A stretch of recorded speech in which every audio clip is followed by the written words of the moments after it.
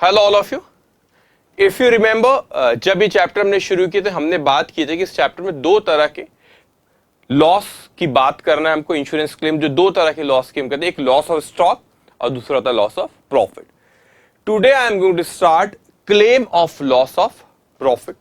तो हर प्रॉब्लम पे हम आए उसके पहले उसका कंसेप्ट समझना सबसे ज्यादा इंपॉर्टेंट है। तो आज हम अभी शुरुआत में हमें काफी देर किस चीज के बारे में बात करना है कि कंसेप्ट क्या है claim of loss of profit का। तो हम समझते, सपोज हमारा साल शुरू हुआ, फाइनेंशियल ईयर स्टार्ट हुआ हमारा 1/4/2020 को, 1/4/2020 को हमारा फाइनेंशियल ईयर शुरू हुआ। यहां पे सपोज 30th of June 2020 को this is date of fire. इस दिन आग लगी। इस दिन क्या लगी? आग लगी बेटा। हमने देखी थी सर, जब हम बात करते हैं लॉस ऑफ स्टॉक की, तो जिस दिन आग लगी उस दिन हमारे गोडाउन में कुछ स्टॉक रखा हुआ था और वो स्टॉक की हम क्या करते? पॉलिसी निकालते। पॉलिसी निकाल रखे हो तो हम उसका क्लेम करते। तो आपने यहां पे सीखे कि हम एक चीज बनाते थे बेटा, memorandum trading account. Memorandum trading account बनाते थे हम, मेमोरेंडम ट्रेडिंग अकाउंट बनाते थे हम, ताकि हम stock on the date of fire निकाल सके। Stock on the date of fire निकाल सके और फिर हम क्या करते थे बेटा, वो इंश्योरेंस कंपनी से उस चीज का क्लेम करते थे। तो एक पॉलिसी थी हमारी, इस पॉलिसी को हम क्या करते थे, जो यहां पे stock on the date of fire निकालते थे फिर इंश्योरेंस कंपनी से क्लेम करते थे, उसे कहते थे लॉस ऑफ स्टॉक। एक ये क्लेम होता था, claim of loss of stock. एक ये क्लेम करते थे। हमने इस पॉलिसी के बारे में बात की, इस पे हमने बहुत से क्वेश्चंस भी करे हैं। अब सवाल ये उठता है, sir What do you mean by claim of loss of profit? अब आप सोचिए बेटा, आग लगी यहां पे 30 जून 2020 को। क्या आग लगे बाद ये हो गया, ये लॉस ऑफ स्टॉक एक अलग चीज हो गई बेटा। ये हमने भी मेमोरेंडम ट्रेडिंग अकाउंट बनाए, stock on the date of fire निकाले और लॉस ऑफ स्टॉक का जो भी था हमने उस चीज को क्लेम करे। अब सवाल उठता है कि मैं कहता हूं कि यहां पे आग लगी, लेकिन उसके बाद क्या आप उस तरीके का बिजनेस कर पाएंगे जैसे कि आप नॉर्मली बिजनेस करते थे? नहीं सर। ऐसा होगा कि 30 जून को आग लगी और आप अगले ही दिन आए, दुकान में झाड़ू वाड़ू लगाए और काम शुरू हो गए? नहीं। अब यहां पे आग लगी, दूसरे दिन मेरा बिजनेस करना वैसा पॉसिबल नहीं है जैसे मैं नॉर्मली बिजनेस करता हूं, क्योंकि दुकान तो जल गई ना। सिर्फ स्टॉक ही नहीं जलेगा, साथ में दुकान जली, कुछ सामान भी जला, उसका फर्नीचर भी जला, बहुत सी चीजें चलेगी, जल गई। अब मेरे लिए ये पॉसिबल नहीं हो रहा है कि जिस तरीके से मैंने सपोज 30 जून को रात को आग लगी, 30 जून की शाम तक के जिस तरीके से मैं बिजनेस करता था, रात को आग लगी, मैं 1 जुलाई को सुबह सुबह आऊंगा, मैं उस तरीके से बिजनेस कर ही नहीं सकता, तो ये दुकान तो जल गई। मैंने कहा शोरूम है भाई हमारा, मैंने कहा इसका रेनोवेशन कराना जरूरी है। सही बात है, रेनोवेशन कराना जरूरी है, बड़ा शोरूम है, समय लेगा, इसको अच्छी करना जरूरी है, ऐसे में ऐसी दुकान से मैं काम नहीं कर सकता। तो मैंने कहा कितना समय लग जाएगा आपको? चलो अंदाजन हम कहते बेटा हमको 4 महीने लग गया। ठीक है, 4 महीने लग गया था। तो 30 जून, जुलाई, अगस्त, सितंबर, अक्टूबर, हम लोगों ने बेटा 31 अक्टूबर 2020 तक हमने काम किया। यहाँ पे हमने काम किए, मतलब रेनोवेशन का काम करना था बेटा। ये हमारा शोरूम है, अब समझते अच्छे से इस चीज को बेटा। ये हमारा शोरूम है, इसमें आग लगी थी, ये अब दुकान को जो कहना है कहो, इसमें आग लगी थी। अब जब आग लगी, इस पे काम करना जरूरी है, क्योंकि इसका रेनोवेशन तो करना पड़ेगा ना बेटा, रेनोवेशन तो करना पड़ेगा क्योंकि जल गया। तो हमने बोले सही बात है भाई, रेनोवेशन करना जरूरी है इसका, लेकिन रेनोवेशन करने के लिए समय लगेगा, कुछ वक्त लगेगा। चलो हमने कहा कि अंदाजन 4 महीने लगेगा इसका रेनोवेशन करने के लिए। अच्छा, तो ये 4 महीने में आपको नहीं लगता यहां से यहां तक, ये 4 महीने में, ये 4 महीने में बेटा हमारा बिजनेस डिस्टर्ब रहा, हमारा बिजनेस क्या रहा, डिस्टर्ब रहा, मैं उसको एक अच्छा सा वर्ड देता हूं, डिसऑर्गेनाइज्ड रहा, डिसऑर्गेनाइज्ड पीरियड बोल देते हैं हम इसको। इंटरप्ट रहा, इसमें हम व्यापार नहीं कर पाए अच्छे से। क्यों नहीं कर पाए? क्योंकि यहां पे आग लगी थी, रेनोवेशन चल रहा है मेरा 31 अक्टूबर तक, मैं कहां से वो दुकान से काम कर पाऊंगा। सही बात है, सही बात है सर, ये तो बहुत ही बुरा हुआ, सेल्स ही नहीं हो रहा है यहां पे। क्यों नहीं हो रहा सेल्स? दुकान में आग लगी, लॉस ऑफ स्टॉक बात अलग है, जो स्टॉक रखा था उसका क्लेम हो गया, मगर हम उसने अब बाद की बात कर रहे, ये सब हो गया, जल गया स्टॉक स्टॉक, ठीक है भाई, अब आगे की बात कर रहे, कहानी यहां से शुरू हो रही है। आग लगे बाद, आग लगे बाद रेनोवेशन का काम चल रहा है, हम काम नहीं कर पा रहे, सेल्स गिर गया। ओहो, सेल्स गिर गया तो क्या हुआ सर? अरे भाई सेल्स गिरा तो प्रॉफिट भी गिरेगा ना। सही बात है, इस पीरियड में हम लोग जिस तरीके से नॉर्मल सेल होता है वो नहीं हो पा रहा, बिल्कुल नहीं हो पा रहा। तो अगर सेल्स कम होता है तो क्या कम होगा? दिमाग लगाओ, बेसिक चीज है, सेल्स कम होगा तो प्रॉफिट कम होगा। अच्छा, अगर मेरा इस पीरियड में, इस दौरान यहां पे क्या चीज कम होंगी बेटा? If sales decrease, profit will also decrease, profit will also decrease। सही बात है सर, सेल्स कम होगा, साथ में क्या कम होगा? प्रॉफिट कम होगा। So you can take a policy, you can take a policy of that loss of profit। जो मेरा जब सेल्स कम होगा तो क्या कम होगा बेटा? प्रॉफिट कम होगा। तो क्या उस प्रॉफिट की मैं पॉलिसी निकाल सकता हूं? क्या मैं उस प्रॉफिट की पॉलिसी निकाल सकता हूं बेटा? क्योंकि अगर मेरा अगर यहां पे सेल्स कम होता है तो क्या कम होगा बेटा? प्रॉफिट। तो क्या मैं उस प्रॉफिट की पॉलिसी निकाल सकता हूं कि हाँ, उसे ही कहते हैं loss of profit, claim of loss of profit, loss of profit policy कहते हैं। जो प्रॉफिट का आपका नुकसान हुआ है उस प्रॉफिट का फिर हम लोग क्या करते हैं बेटा? क्लेम करते हैं। तो भाई ये चीज हुई कि हमने एक चीज देखे कि लॉस ऑफ स्टॉक कब होता है? जिस दिन आग लगी उस दिन कितना स्टॉक था। एक होता है कि मेरा बिजनेस डिस्टर्ब रहा, उस डिस्टर्बेंस में वहां पे सेल्स कम होगा तो प्रॉफिट कम होगा, और वो जो प्रॉफिट की हम पॉलिसी निकालते हैं उसे कहते हैं लॉस ऑफ प्रॉफिट पॉलिसी, और जो नुकसान हुआ उसे कहते हैं लॉस ऑफ प्रॉफिट। तो हमने देखे कि लॉस ऑफ स्टॉक और दूसरा है लॉस ऑफ प्रॉफिट। लेकिन मैं सोचता हूं कि कितने वक्त तक मेरा बिजनेस डिस्टर्ब रहा। मैंने इस एग्जांपल में कहा कि 4 महीने तक मेरा बिजनेस डिस्टर्ब रहा।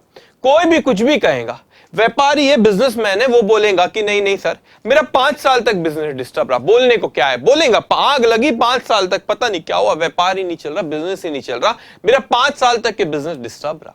कोई भी कुछ भी कहेगा। ऐसा नहीं हो सकता कि आप कुछ भी वक्त बोलो, फिर तो आप बोलेंगे 5 साल तक मेरा सेल्स कम हुआ, प्रॉफिट कम हुआ, प्रॉफिट कम हुआ, इंश्योरेंस कंपनी को बोलोगे लाओ वो प्रॉफिट मुझे दो, वो नहीं देंगी। वो बोलेंगे एक समय तय करो कि आपको कितना समय, डिसऑर्गेनाइज पीरियड, आपका बिजनेस डिस्टर्ब कितना रहेगा उसका एक समय तय कर लिया जाए। क्योंकि आप तो कुछ भी कहेंगे, आप बोलेंगे 5 साल तक बिजनेस डिस्टर्ब रहा, 5 साल तक सेल्स कम हुआ, उसकी वजह से 5 साल तक प्रॉफिट कम हुआ, तो हमको प्रॉफिट का क्लेम दो। कौन देगा आपको 5 साल के प्रॉफिट का क्लेम? तो एक समय तय करा जाए, समय सीमा तय करा जाए, उस समय से ज्यादा ये डिसऑर्गेनाइज पीरियड नहीं हो सकता। तो हमने कहे कि हुआ भी तो क्लेम नहीं मिलेगा। अच्छा, तो क्या कहा जाता है सर उसे? तो उसको हम एक अच्छा सा नाम देते बेटा, यहां पे एक ख्याल रखेंगे आप, ये जो समय है हमारा, एक कहते हैं इंडेमनिटी पीरियड। इंडेमनिटी पीरियड और डिसऑर्गेनाइज्ड पीरियड। इंडेमनिटी पीरियड वो है कि मैक्सिमम कितना वक्त आपको दिया जाएगा अपने व्यापार को नॉर्मल करने, मतलब मैक्सिमम उतने समय का क्लेम। तो सपोज डिसऑर्गेनाइज्ड पीरियड 6 मंथ का है और आपका बिजनेस डिस्टर्ब रहा 4 महीने, तो which ever is lower. In other words, आपका जो डिसऑर्गेनाइज्ड पीरियड है वो इंडेमनिटी पीरियड से ज्यादा नहीं रह सकता, रहा तो भी ऊपर का क्लेम नहीं मिलेगा। मतलब मैं कहता हूं इंडेमनिटी पीरियड था सपोज 3 महीने, आपका व्यापार डिस्टर्ब रहा 4 महीने, तो इंश्योरेंस कंपनी आपको 3 महीने का प्रॉफिट का क्लेम देगी, 4 महीने का नहीं देंगी। तो इंडेमनिटी पीरियड कॉन्ट्रैक्ट में लिखा होता है कि मैक्सिमम कितना पीरियड अलाउ करेंगे, उससे ज्यादा आपका डिसऑर्गेनाइज पीरियड रहा तो जो वक्त ज्यादा है उसका क्लेम नहीं मिलेगा। अच्छा, नहीं तो कोई भी मनमानी कुछ भी कहेंगे ना, जो मर्जी वो कहेंगे, कोई बोलेंगे सर 2 साल व्यापार नहीं चल रहा, कोई कुछ भी क्लेम करेंगे। ओके, अब ये जो हिस्सा है claim of loss of profit इस चैप्टर का, इसे और एक नाम से बुलाया जाता है, बेटा मैं ब्रैकेट में लिख देता हूं, इसे और भी कहा जाता है कुछ, इसे कहा जाता है कॉन्सिक्वेशनल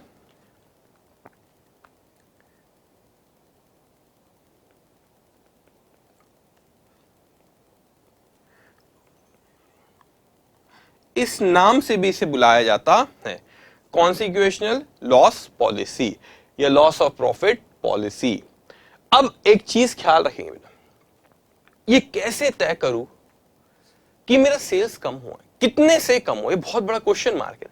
आपने कहा ये जो वक्त है बेटा, यहां पे ये जो डिसऑर्गेनाइज पीरियड है सर, इस वक्त में जो भी मेरा सेल्स कम हो रहा है, इस वक्त में जो भी मेरा सेल्स कम होगा, सेल्स कम होने से क्या कम हुआ, सेल्स कम होने से मेरा इस वक्त में प्रॉफिट कम हुआ। लेकिन आपको नहीं लगता कि ये क्वेश्चन मार्क है कि सेल्स कितने से कम हुआ, सेल्स कितने से कम हुआ कैसे तय कर रखा है। अब मैं कहता हूं कि आपके पास मैं आया, मैंने आपको कहा अच्छा सर आपका यहां पे सेल्स का बोला, आपके बिजनेस में आग लगी, ठीक है, आपके शॉप में आग लगी और ये पीरियड में आपका बिजनेस डिस्टर्ब रहा। मैं सर्वेयर हूं, कंपनी इंश्योरेंस कंपनी से आया सर्वेयर हूं, मैंने बोला अच्छा आपका सेल्स कम हुआ, सेल्स कम हुआ तो प्रॉफिट कम हुआ। बोले हाँ सर बहुत बुरा हुआ। मैंने बोला कितने से कम हुआ, अभी कितने से कम हुआ मतलब कि आपने कुछ भी बोलेंगे, आप बोलेंगे 50 करोड़ से कम हुआ, हमको लगा था कि 50 करोड़ सेल होगा, सेल उस वक्त कुछ हुआ ही नहीं क्योंकि आग लग गई थी। बोले यार ये क्या बात हुई, कोई तो कुछ भी बोलेगा, बोले आप कोई व्यापारी बोलेगा नहीं मेरे को ये फील था कि 100 करोड़ का सेल होता था, ये 4 महीने में 100 करोड़ से सेल कम हुआ तो मेरा प्रॉफिट पे फर्क पड़ा। अरे यार कोई भी कुछ भी बोलेगा, कितने से सेल्स कम हुआ, सेल्स कम कितने से हुआ, ये एक जजमेंट वाली बात है बेटा, ये एक जजमेंट वाली बात है कि आप जज कर रहे हो कि आपका सेल्स इतना होना चाहिए था, इतना हो सकता था और इतना हुआ, तो भाई कितने से कम हुआ। मैं कह सकता हूं कि मेरा सेल्स 50 करोड़ का होना चाहिए था लेकिन हुआ 20 करोड़ का, तो 30 करोड़ से सेल्स कम हुआ। अभी हो सकता है ना दुकान जल भी गई अगर आपकी, तो आप कोई और किराए पे दुकान लिया आपने, वहां से कर रहे हो, या थोड़ी सी जली जो थोड़ा सा वहीं से काम कर रहे हो आप, तो हो सकता है कि आपका सेल्स कुछ हुआ लेकिन कम हुआ। लेकिन सेल्स गिरा तो प्रॉफिट गिरा।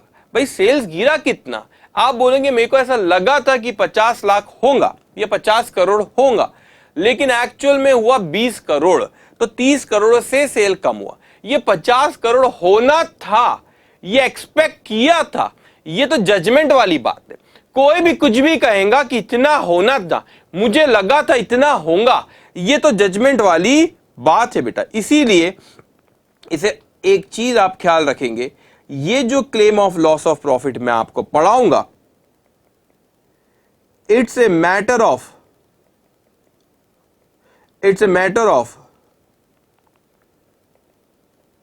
जजमेंट। मतलब मेरा कितने का प्रॉफिट का नुकसान हुआ, ये एक जजमेंट वाली बात है बेटा। जजमेंट वाली बात मतलब आपका प्रॉफिट कितने से कम हुआ तय करना, तो आप कंपेयर करोगे इतना होना चाहिए था सेल्स, इतना हुआ, तो कितना होना चाहिए था, वो तो आप एक्सपेक्ट ही कर रहे हो ना, इतना होना चाहिए था। अब वो आप व्यापारी आप बोल सकते हैं कि 50 करोड़ का होना चाहिए था, मैं आके बोलूंगा नहीं मेरे हिसाब से तुम्हारा 5 करोड़ भी होना चाहिए था। तो भाई कोई भी कुछ भी बोलेगा ना, इतना होना चाहिए था, हमें क्या पता कितना होता था, तो it's a matter of judgement. तो यहां पे एक वेल स्टैब्लिश प्रोसेस है, एक आपके यहां पे कोई यहां पे किस तरीके से उस लॉस ऑफ प्रॉफिट को कैलकुलेट करना, एक वेल स्टैब्लिश एक प्रोसेस उन लोगों की, उस तरीके से कैलकुलेट करा जाता है इंश्योरेंस कंपनी में। तो यहां पे मैं सच कहूं हमारे अकाउंटिंग का एज सच इस कंसेप्ट में आगे चल के एज सच कोई यूज थोड़ा बहुत मैं आपको कहीं फॉर्मूलेस कुछ बताऊंगा, उसका लॉजिक बताऊंगा, लेकिन अकाउंटिंग एज सच यूज होने वाला नहीं है। एक लॉ थी, एक जगह है पूरे सिलेबस में, that is claim of loss of profit. यहां पे आपका अकाउंटिंग का कुछ भी यूज होने वाला नहीं है। अब it's a matter of judgement. अब सर आप बोले कि सिलेबस में क्यों रख दिए फिर? अरे रख दिए भाई, थोड़ा बहुत हमारा वहां पे कंसेप्ट वाइज लॉजिकली बताऊंगा प्रॉफिट पे क्यों फर्क पड़ रहा है, तो as a student of chartered accountancy course आप उस चीज को समझ सकते हो आराम से, इसलिए हमारे सिलेबस में रखा गया है बेटा ये। तो अब एक स्टैब्लिश प्रोसेस है, वही प्रोसेस फॉलो करते हैं और हमें भी वही फॉलो करना है। लेकिन अब मैं आपको हर चीज का कंसेप्ट बताऊंगा कि ऐसा क्यों कैलकुलेट कर रहे, इसके पीछे का क्या लॉजिक है। यहां पे हमें एक एक चीज समझते जाना रहेगा कि claim of loss of profit, ठीक है। तब आप अच्छे से मेरी बारीकी सी एक एक चीज जब मैं कहूंगा उस पर ध्यान दोगे, उसको अच्छे से समझेंगे। हम हर एक कंसेप्ट के बारे में बात करेंगे, वैसा क्यों कहा जाता है, क्यों वैसे कैलकुलेट करा जाता है।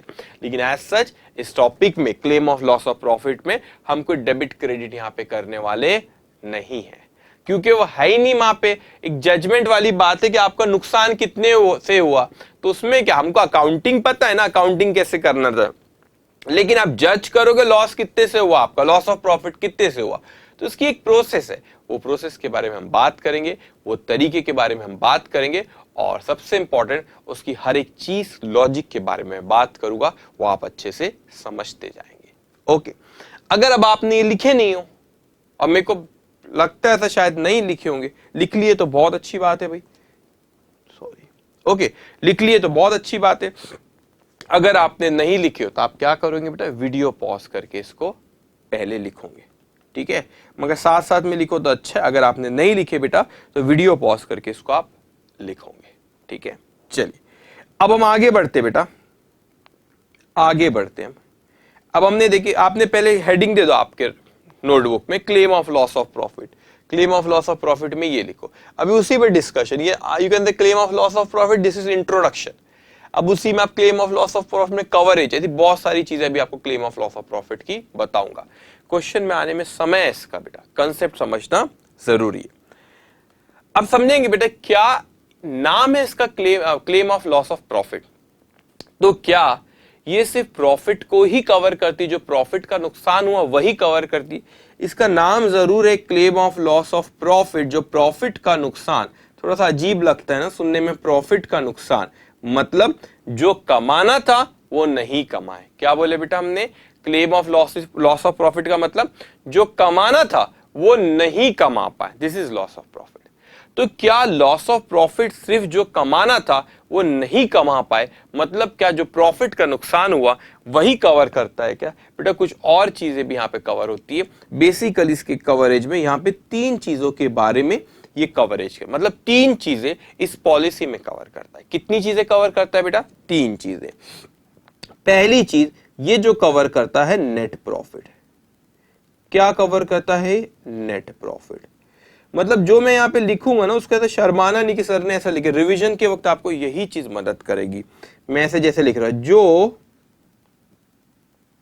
जो नेट प्रॉफिट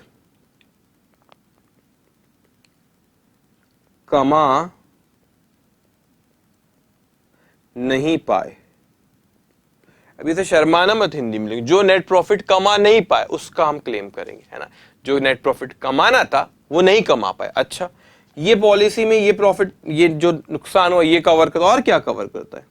दूसरा होता है हमारा स्टैंडिंग चार्जेस।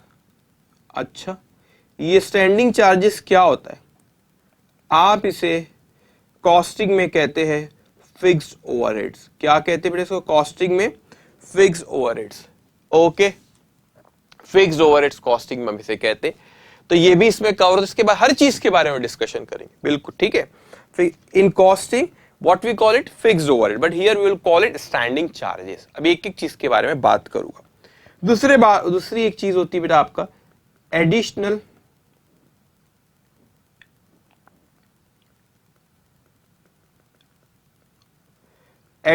एक्सपेंसेस। क्या कहा मैंने? Additional expenses. इस पे हम एक सेपरेट डिस्कशन करेंगे बेटा। एडिशनल एक्सपेंस, इस पे हम एक सेपरेट डिस्कशन करेंगे, ठीक है।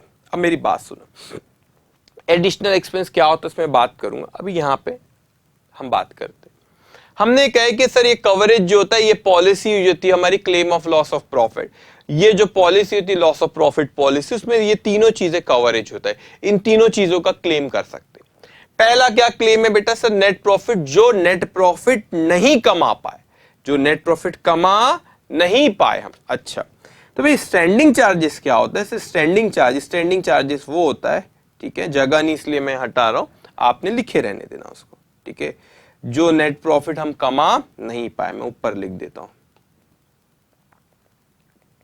जो नेट प्रॉफिट कमा नहीं पाए, जो नेट प्रॉफिट कमा नहीं पाए बेटा, ठीक है। अब देखिए बेटा, समझते एक एक चीज अच्छे से। अब इसके बारे में बात नहीं करना, एडिशनल एक्सपेंसेस क्या है उस पर हम अभी चर्चा नहीं करेंगे, उस पर ध्यान मत देना, उस पर एक सेपरेट एक स्लाइड आएंगी, उस पर सेपरेट डिस्कशन होगा, ठीक है। अभी यहां पे ध्यान दो, ये वो नेट प्रॉफिट है जो हम कमा नहीं पाए, और ये स्टैंडिंग चार्जेस मतलब फिक्स ओवरहेड्स है बेटा। तो आप बोलेंगे सर इसकी भी रिकवरी क्यों हुआ, इसका आपको क्यों इसका भी क्लेम कर बेटा? जब कोई बिजनेस डिस्टर्ब होता है, जब कोई बिजनेस डिस्टर्ब होता है बेटा, तो फिक्स ओवरहेड्स तो रुकने वाले नहीं है ना। अगर एम्प्लॉय है, एम्प्लॉय को सैलरी देना है, वो तो देना ही है मेरे को, वो रुकने वाला नहीं है। तो भाई ये मेरा प्रॉफिट का तो नुकसान हो ही रहा है, लेकिन ये फिक्स ओवरहेड्स भी रुक रहे नहीं है, वो खर्चा हो ही रहा है। तो आप इसको भी इंश्योरेंस, इसका भी इंश्योरेंस करा सकते हैं इस पॉलिसी में, लॉस ऑफ प्रॉफिट पॉलिसी में। मगर कैसा होता है कि ये दोनों के दोनों एक चीज से कनेक्टेड है, उस चीज को कहते हैं हम सेल्स। क्या कहते हैं हम? सेल्स।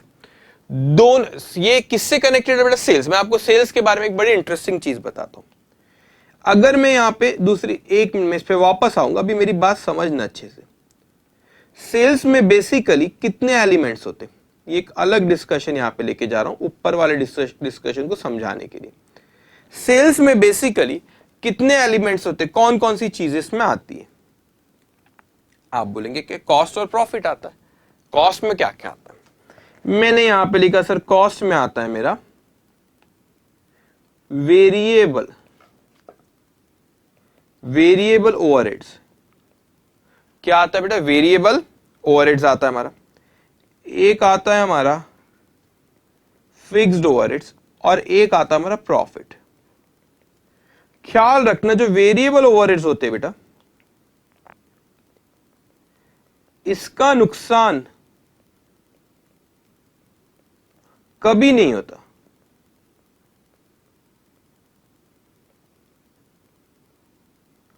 इसका नुकसान कभी नहीं होता। आप बोलेंगे इसका नुकसान क्यों नहीं होता बेटा?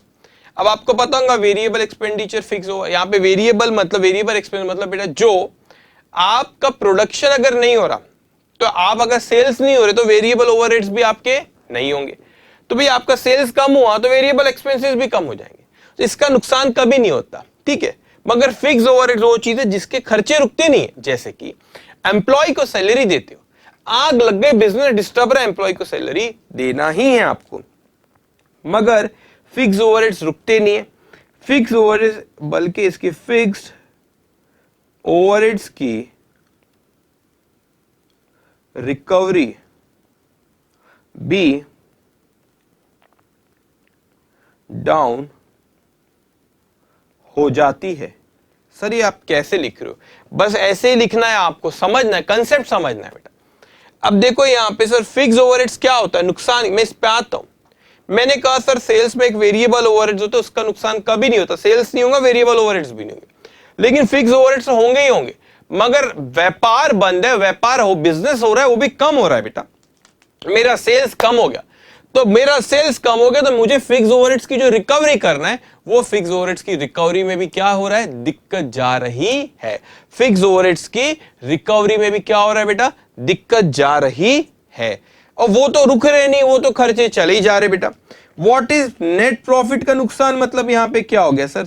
यहां पे आपने कहे कि फिक्स ओवरहेड्स रिकवर होंगे। फिक्स ओवरहेड्स की आप पॉलिसी ले सकते हो, इस लॉस ऑफ प्रॉफिट में फिक्स ओवरहेड्स, स्टैंडिंग चार्जेस मतलब फिक्स ओवरहेड्स कवर हो रहा है और प्रॉफिट ये क्योंकि ये नुकसान ही नहीं हो रहा ना, सेल्स नहीं होगा, ये भी नहीं होगा, लेकिन ये रुकने का नाम नहीं ले रहे, तो इसकी पॉलिसी निकाल सकते हो। और एक जो आपके प्रॉफिट का, यहां प्रॉफिट मतलब बेटा नहीं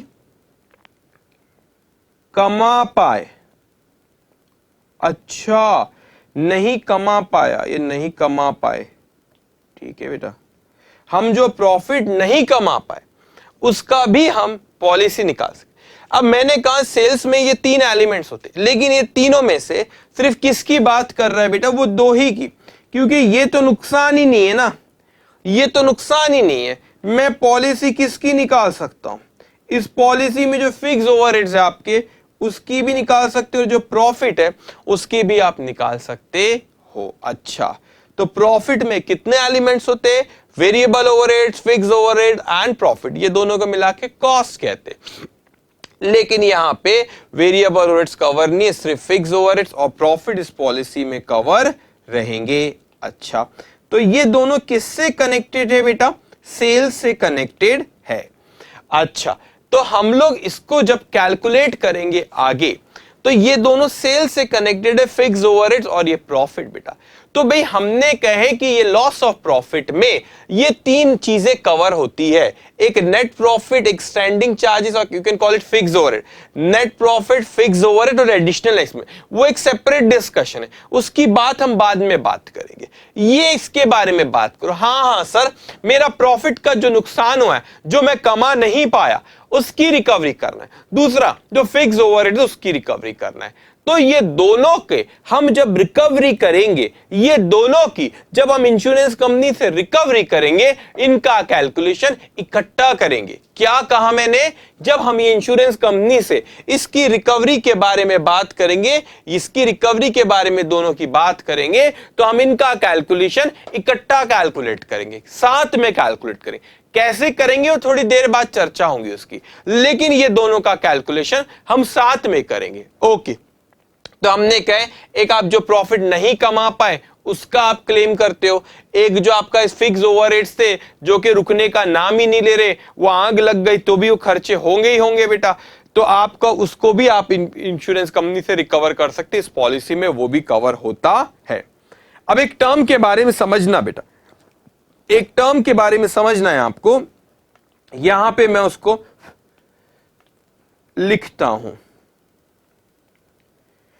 यहां पे मैं उसे लिखता हूं कि सर नेट प्रॉफिट जो आपने लिखे यहां पे, नेट प्रॉफिट ये लिखे ना यहां पे प्रॉफिट, ये net profit plus fixed overheads, क्या कहा मैंने, net profit plus fixed overheads, ठीक है, ये 2 चीज का, ये फिक्स ओवरहेड्स कवर है और ये नेट प्रॉफिट कवर है। सही बात है सर, ये दोनों को मिला के हम कहते हैं ग्रॉस प्रॉफिट। सर ये कैसी बात कर रहे हो आप, ये कैसी बात कर रहे हो सर, ग्रॉस प्रॉफिट ऐसा नहीं होता, क्या बोल रहे हैं आप, net profit plus fix overhead. हाँ बेटा, net profit plus fix overhead आप कॉस्टिंग पढ़ोगे, या आपको शायद पता भी होगा, लेकिन कॉस्टिंग में से कंट्रीब्यूशन कहते हैं, net profit plus fix overhead.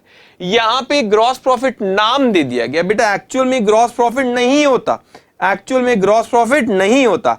मैं सच कहूं आपको, ये तो झूठा नाम रख दिया गया, इसका नाम रख दिया गया, झूठा नाम रख दिया गया, ठीक है, झूठा नाम रख दिए। ये एक्चुअल में जो हम फाइनेंशियल अकाउंट में जो ग्रॉस प्रॉफिट कहते हैं वो ये ग्रॉस प्रॉफिट नहीं है, मगर यहां पे लॉस ऑफ प्रॉफिट में इसका नाम रख दिया गया net profit plus fix overhead, इसका नाम रख दिया गया ग्रॉस प्रॉफिट।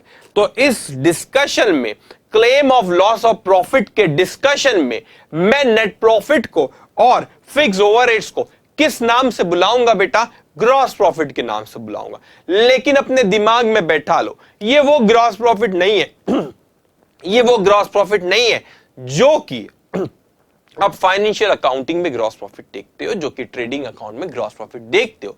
यहां पे इसको ग्रॉस प्रॉफिट के नाम से बुलाते तो हम भी इसे ग्रॉस प्रॉफिट के नाम से बुला रहे हैं, लेकिन ये वो ग्रॉस प्रॉफिट नहीं है जो फाइनेंशियल अकाउंटिंग में ग्रॉस प्रॉफिट होता है, जो आप ट्रेडिंग अकाउंट में ग्रॉस प्रॉफिट देखते हो। ओके, तो हमने कहा ठीक है सर, कोई दिक्कत नहीं, एक झूठा मूठा नाम रख दिया गया इसका ग्रॉस प्रॉफिट, तो हम भी इसको ग्रॉस प्रॉफिट के नाम से बुलाएंगे यहां पे।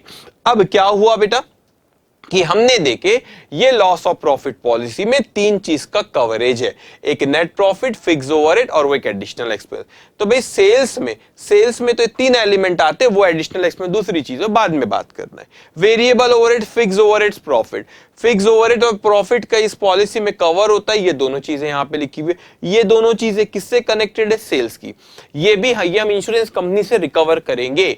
कैसे रिकवर करेंगे बेटा, उस पर हम कैलकुलेशन, मगर हम यहां पे ख्याल रखना, जब हम ये दोनों चीज इंश्योरेंस कंपनी से रिकवर करेंगे, क्लेम करेंगे, हम वो कैसे क्लेम करेंगे बेटा? इकट्ठा कैलकुलेशन करेंगे, दोनों का साथ में मिला के बताएंगे कि नेट प्रॉफिट और ये फिक्स ओवरहेड्स कितना है जो हमको लेना है, दोनों का इकट्ठा साथ में कैलकुलेट करेंगे। समझ में आई चीज? ठीक है, तो कैसे साथ में करेंगे वो हम चर्चा करेंगे आगे। आप लिख रहे हो नहीं लिख रहे हो?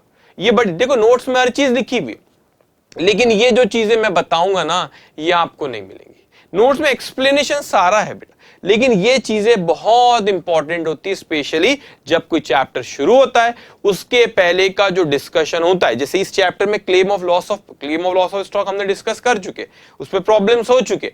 अब claim of loss of profit की मैं बात कर रहा हूं यहां पे, तो ये डिस्कशन बहुत इंपॉर्टेंट होता है। प्रॉब्लम्स की मेरे को फिक्र नहीं है, ये समझा प्रॉब्लम तो यूं हो जाते, इसकी फिक्र रहती है मेरे को। ठीक है, चलिए, अगर आपने नहीं लिखे तो वीडियो पॉज करके इसको लिख लो। ओके, अब इसके आगे हम आते बेटा कवरेज में, इसके नीचे ही आपने लिखना, if an entity holds profit policy then it can recover its loss of profit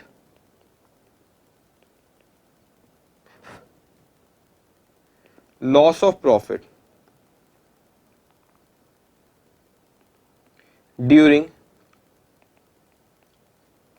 disorganized period the following losses are covered under profit policy। Profit policy में कौन सी तीन चीज कवर होती है बेटा? एक, लॉस ऑफ नेट प्रॉफिट, मतलब जो कमा नहीं पाए। दूसरा, loss of standing charges.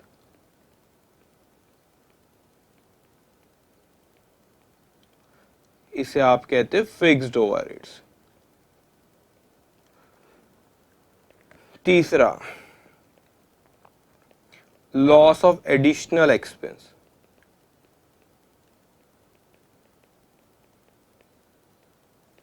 Loss of additional expenses.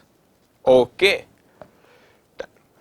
अब बेटा इन तीनों चीजों के बारे में आऊंगा कि रिकवर कैसे करना है। ठीक है, और मैं आपको पहले ही कहा, ये जो दो चीज है ना, ये जो दो चीज है आपकी, कौन सी दो चीज? सेकेंड पॉइंट और फर्स्ट एंड सेकेंड पॉइंट, इसका कैलकुलेशन रिकवरी इकट्ठा होती है। मतलब हम इंश्योरेंस कंपनी जब कैलकुलेट करते तो ये दोनों का अमाउंट मिला के, मतलब जब एक अमाउंट बोलोगे 5 लाख, तो तब 5 लाख में वो ये दोनों चीज आएंगी, मतलब ये दोनों का अमाउंट मिला के इंश्योरेंस कंपनी से क्लेम होता है, इसका कैलकुलेशन भी मिला के होता है, हम आगे चर्चा करेंगे, इसका अलग से होता है फिर। ओके, अब मैंने कहा सर ठीक है, आपने बता दिए बेटा, सबसे पहले हमने इंट्रोडक्शन के बारे में बात करें, what is loss of profit, फिर हमने बात करें कि इसमें क्या क्या कवर होता है, ये हमने लिखा के दिए क्या क्या इसमें कवर होता है। लेकिन मैं आगे बढ़ूं, मुझे आपको ना कुछ कंसेप्ट के बारे में आपसे बात करना है बेटा, कुछ कंसेप्ट के बारे में आपसे बात करना है, और वो कंसेप्ट के बारे में अब एक एक करके बात करते जाएंगे। ठीक है, चलो, अब आप यहां पे लिखो फर्स्ट कंसेप्ट, जैसे हम बोल रहे बस वैसा आपको लिखते जाना है। फर्स्ट कंसेप्ट आप लिखो वहां पे बेटा। ठीक है, फर्स्ट कंसेप्ट आप लिखेंगे यहां पे, रिडक्शन इन टर्नओवर, इसे शॉर्ट सेल्स के नाम से भी बुलाते हैं। ठीक है, आप लिखो, कंसेप्ट समझेंगे। ऐसे हमको 3 कंसेप्ट यहाँ पे समझना है, एक first concept, second concept, third आएगा। 3 कंसेप्ट समझाऊंगा, फिर हम कैलकुलेशन देखेंगे आगे कैसे। पहले कंसेप्ट समझो, बड़े इंपॉर्टेंट होते। मैंने कहा सर मेरा ये फाइनेंशियल ईयर यहां शुरू हुआ 1/4/2020 को, खत्म होगा ये 31 मार्च 2021 को। ये फाइनेंशियल ईयर पिछला 1/4/2019 को। ठीक है, यहां पे आग लगी, कब आग लगी? सपोज 30 जून को आग लगी। 30 जून को आग लगी, मेरा बिजनेस डिस्टर्ब रहा। कितने महीने डिस्टर्ब रहा? 4 महीने, जुलाई, अगस्त, सितंबर, अक्टूबर। 31 अक्टूबर 2020 तक बेटा मेरा बिजनेस डिस्टर्ब रहा।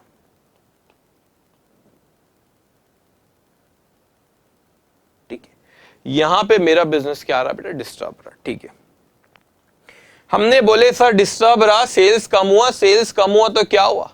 प्रॉफिट कम हुआ। मैंने बोला प्रॉफिट कम हुआ, मतलब घबराने की बात नहीं है, चिंता नहीं मत करो।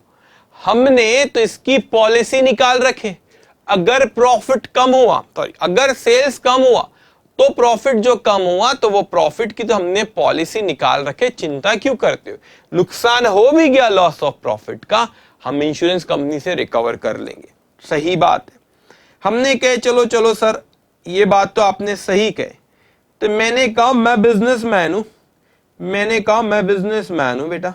ठीक है, अब मैंने क्या किया, मैं बिजनेसमैन था, मैंने कहा कि चलो चलो क्लेम करते, लेकिन यूं ही क्लेम नहीं कर पाएंगे ना। हमने वो कंपनी से सर्वेयर बुलाए।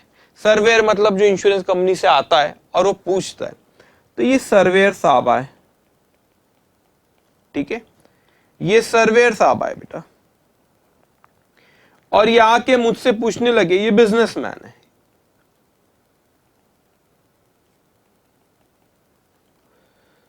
एक मिनट जगह ना कम जाए, चलो इसको, ये मिस्टर ए है, इसने लॉस ऑफ प्रॉफिट पॉलिसी निकाल रखा था। वो सर्वेयर साहब थे, सर्वेयर साहब हमारे पास है, हम मिस्टर ए हैं। बोले क्या हुआ? मैंने बोला आग लगी, 30 जून को आग लगी, व्यापार हमारा बिजनेस डिस्टर्ब रहा 4 महीने तक, 31 अक्टूबर तक मेरा बिजनेस डिस्टर्ब रहा। अच्छा 4 महीने तक आपका बिजनेस डिस्टर्ब रहा? मैंने हाँ सर, मेरा सेल्स कम हुआ तो मेरा प्रॉफिट कम हुआ, तो मेरे को आप वो प्रॉफिट का जो नुकसान हुआ वो आप दे दो। बोले कितने से सेल्स कम हुआ आपका? ये विषय पहले होता है, ये क्वेश्चन मार्क पहले राइज होता है, कितने से सेल्स कम हुआ? ये 4 महीने में। अब ये जो 4 मंथ था जहां मेरा बिजनेस डिस्टर्ब रहा, मैं लिख देता हूं 4 मंथ्स। ठीक है, यहां पे डिस्टर्ब रहा। अब मैं तो बिजनेसमैन हूं ना, मैं तो कुछ भी बोलूंगा, मैं को क्या, मैं अपना फायदा देखूंगा ना, मिस्टर ए हूं मैं अपना फायदा देखूंगा। मैंने कहा मेरा सेल 50 करोड़ से कम हो गया।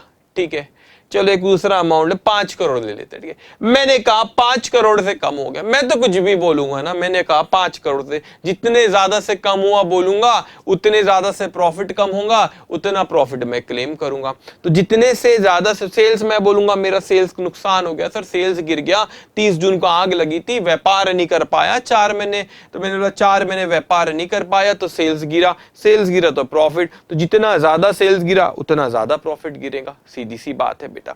तो मैंने उनसे कहा कि सर मेरा तो 5 करोड़ से सेल्स गिरा, मैं तो कुछ भी कहूंगा, जो मर्जी वो कहूंगा। वो बोले तुम छोड़ो, तुम्हारी बात पे कौन भरोसा करता है, कैसी बातें कर रहे हो तुम, जाओ, मैं तुम पे भरोसा नहीं करता। एक वेल स्टैब्लिश इसकी एक प्रोसेस है, एक प्रोसीजर है जो फॉलो करी जाती है, वो प्रोसीजर हमें भी फॉलो करना है। आप अपनी अनाप शनाप मिस्टर ए कुछ भी मत बोलो कि 5 करोड़ से सेल्स कम हुआ। मैं कैसे मान लूं कि 5 करोड़ से सेल्स कम हुआ? क्या ये, इसीलिए तो कह रहा हूं it's a matter of judgement. Mister A तो बोल रहा है 5 करोड़ से कम हुआ, हम कैसे मान ले? वो बोला 5 करोड़ से कम हुआ, उसकी मानने वाले नहीं है। तो कैसे कैसे पता लगाए भाई सेल्स कितने से कम हुआ? अल्टीमेटली जो मैं प्रॉफिट क्लेम करूंगा वो सेल्स के गिरने से ही तो प्रॉफिट गिरा ना मेरा, वो सेल्स के गिरने से ही तो प्रॉफिट का नुकसान हुआ। तो ये तो तय करो सेल्स कितने से गिरा, कितनी उम्मीद कर रखे थे कि आपने सेल्स होगा और एक्चुअल में कितना सेल हुआ, ये बड़ा ही इंपॉर्टेंट बात है। तो मैंने कहा सर ये 4 महीने मेरा व्यापार नहीं चला। ठीक है। तो सर्वेयर साहब तो बड़े अक्लमंद थे, उन्होंने बोले ठीक है मैं बताता हूं ना कि आपका सेल्स कितने से गिरा। एक रूल है, एक प्रोसीजर है जो फॉलो करी जाती है, वही हमको भी करना है। तो वो बोले चलो बताओ। वो कहता है पिछले साल इसी 4 महीने में, मैंने बोला ये कैसी बातें कर रहा आके, बोलता है पिछले साल इसी 4 महीने में 30 जून 2019 से लेके 31 अक्टूबर 2019, पिछले साल इसी 4 महीने में आपका सेल्स कितना हुआ है। ये सर्वेयर मुझसे ये पूछता है कि पिछले साल इसी 4 महीने में आपका सेल्स कितना हुआ है। मैंने बोला आप ऐसा क्यों पूछ रहे? वो बोले बताओ तो पिछले साल आपका इसी 4 महीने में कितना सेल्स हुआ है। तो मैंने कहा पिछले साल इसी 4 महीने में जो सेल हुआ था, रुको, जो सेल हुआ था बेटा उसको सपोज मैं कह देता हूं यहां पे, वो हुआ था मेरा 80 लाख ले लेते। तो मैंने कहा यहां पे कि मेरा पिछले साल इसी समय पे जो सेल हुआ था उसे मैं ले लेता हूं 80 लाख, ठीक है, रुपीज इन लाख। अच्छा। तो बोले पिछले साल इसी समय पे आपका 80 लाख रुपए का सेल हुआ था। ठीक है, उसे एक नाम दे देते, एक अच्छा सा नाम देते थे, जो ये 4 महीने यहां 30 जून से लेके 31 अक्टूबर है, पिछले साल भी 30 जून 31 अक्टूबर, इसी 4 महीने में कितना सेल हो। तो हमने बुक्स ऑफ अकाउंट खोले, मैंने बोला चलो देखो ये 4 महीने का सेल्स कितना, 80 लाख। तो बोले इसे एक नाम तो दे दो। मैंने दे दो ना, उसे हम कहते हैं स्टैंडर्ड टर्नओवर। स्टैंडर्ड टर्नओवर, अच्छा, तो ये स्टैंडर्ड टर्नओवर है। तो आपने उसी 4 महीने का क्यों नहीं लिए, पूरे साल का लेके एवरेज क्यों नहीं निकाल लिए? अरे भाई सपोज मैं कहता हूं कोई बिजनेसमैन का रेनकोट की दुकान है, अम्ब्रेला बेचता है, रेनकोट, तो बारिश के रेनी सीजन के आइटम बेच रहा हो, तो रेनी सीजन में उसका सेल्स जितना होगा उस वक्त में ज्यादा होगा, बाकी पूरे साल में कम रहेगा। This is the logic. उस 4 महीने में जो रेनी सीजन का इसका उससे रिलेटेड आइटम है, फॉर एग्जांपल मैं कहता हूं अम्ब्रेला बेचता है, रेनकोट बेचता है, ठीक है, अब वो ये चीजें बेचता है, तो जो बारिश के दौरान उस मौसम के दौरान जो सेल हुआ वहां ज्यादा होगा, बाकी समय साल में कम होगा। यस और नो? यस। तो सर हम उसी वक्त का सेल देखना चाहते हैं कि इसी 4 महीने में आपने पिछले साल कितना सेल करे हो, क्योंकि हो सकता है सपोज दिवाली के वक्त सेल ज्यादा होता है, बाकी समय पे कम होता है साल में, तो उसी वक्त में आपका एक्चुअल में सेल पिछले साल कितना था, इसीलिए वही 4 महीने लेते जो वक्त वहां पे था डिस्टर्बेंस का और डिसऑर्गेनाइज पीरियड का, उसी समय पे पिछले साल आपका कितना सेल हुआ था, हम उसे क्या कहते हैं स्टैंडर्ड टर्नओवर। तो ये हमारे सर्वेयर साहब है। सर्वेयर साहब हमसे पूछने लगे अच्छा तो पिछले साल आपका इस समय पे 80 लाख रुपए का सेल हुआ था। क्या कहने लगे वो हमको? अच्छा पिछले साल इस समय पे आपका कितने का सेल होने वाला, कितने का सेल हुआ था? 80 लाख रुपए का सेल हुआ था। तो मैं ऐसा मानता हूं, मुझसे कहता है मैं ऐसा मानता हूं कि इस साल भी आपका सेल 80 लाख रुपए होना चाहिए था। मैंने बोला सर आप ये मानते हो कि मेरा 80 लाख रुपए का यहां पे सेल हुआ था, तो पिछले साल इस 4 महीने में, तो आपको लगता है इस साल भी वो 4 महीने में 80 लाख रुपए का सेल होगा। मैंने बोला सर आप ऐसी बातें ना करें, इसको हटा देते हैं, यहाँ पे कुछ लिखना है मुझे, ठीक है। मैंने कहा आप ऐसी बातें ना करें सर, हर साल सेल बढ़ता है, इंक्रीजिंग ट्रेंड है सर, जनरली इंक्रीजिंग ट्रेंड ही रहता है, वो बढ़ने वाला रहता है, कम नहीं होगा, इंक्रीजिंग ट्रेंड ही रहता था। तो इंक्रीजिंग ट्रेंड है। मैंने बोला सर हर साल, मैंने बोला 10% सेल्स हमारा बढ़ता है। चलो बोले ले लो आप 10% ऐड कर लो। तो मैंने बोला सर इंक्रीजिंग ट्रेंड है, मतलब मेरा सेल हर साल 10% से बढ़ता है। तो पिछले साल ये 4 महीने में 80 लाख हुआ था, तो इस साल में 80 लाख तो होता, इसका 10% होता है 8, तो इस साल एक्चुअल में कितना होता था बेटा? ये होना चाहिए था 88 लाख।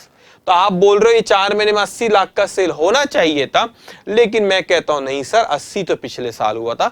हर साल सेल 10% से बढ़ता है, आप देख लो पिछला रिकॉर्ड, मैं झूठ नहीं बोल रहा हूं। ओके, वो बोला ठीक है, तो 80 का 10% 8, तो यहाँ पे 88 आता है। तो ये 4 महीने में ऐसा मान रहे हैं हम कि 88 लाख रुपीस का सेल होना चाहिए था।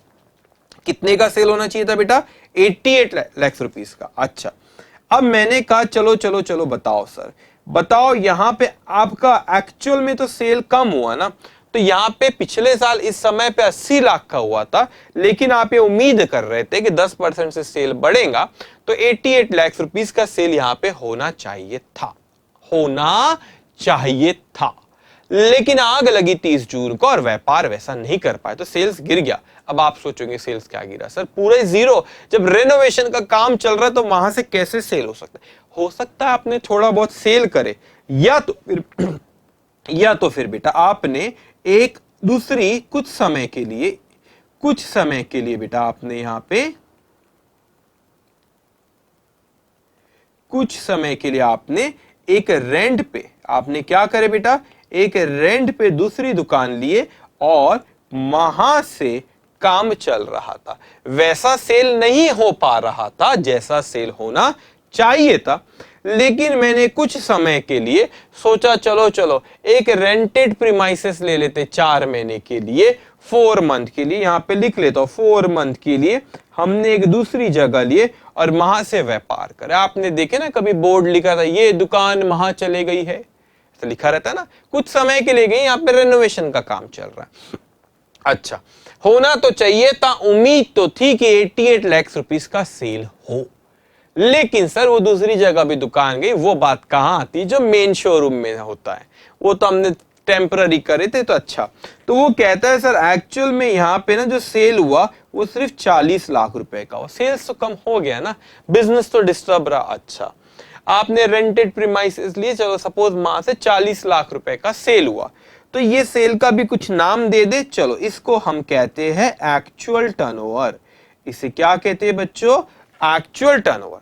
अब आप मुझे बताइए कि आपने एक्चुअल में सेल कितनी उम्मीद करे थे बेटा? 88 लाख रुपीस का हुआ, कितना आपका? मात्र 40 लाख रुपए का cell.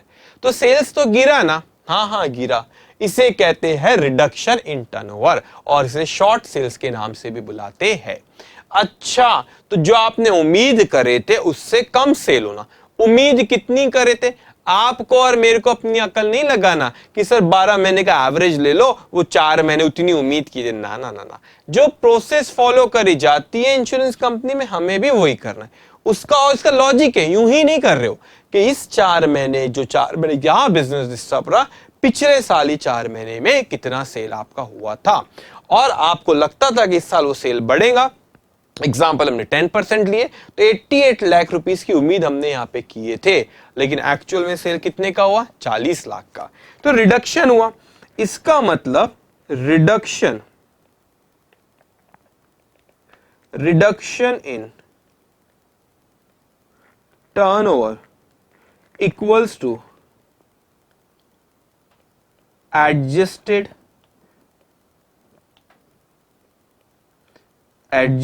Standard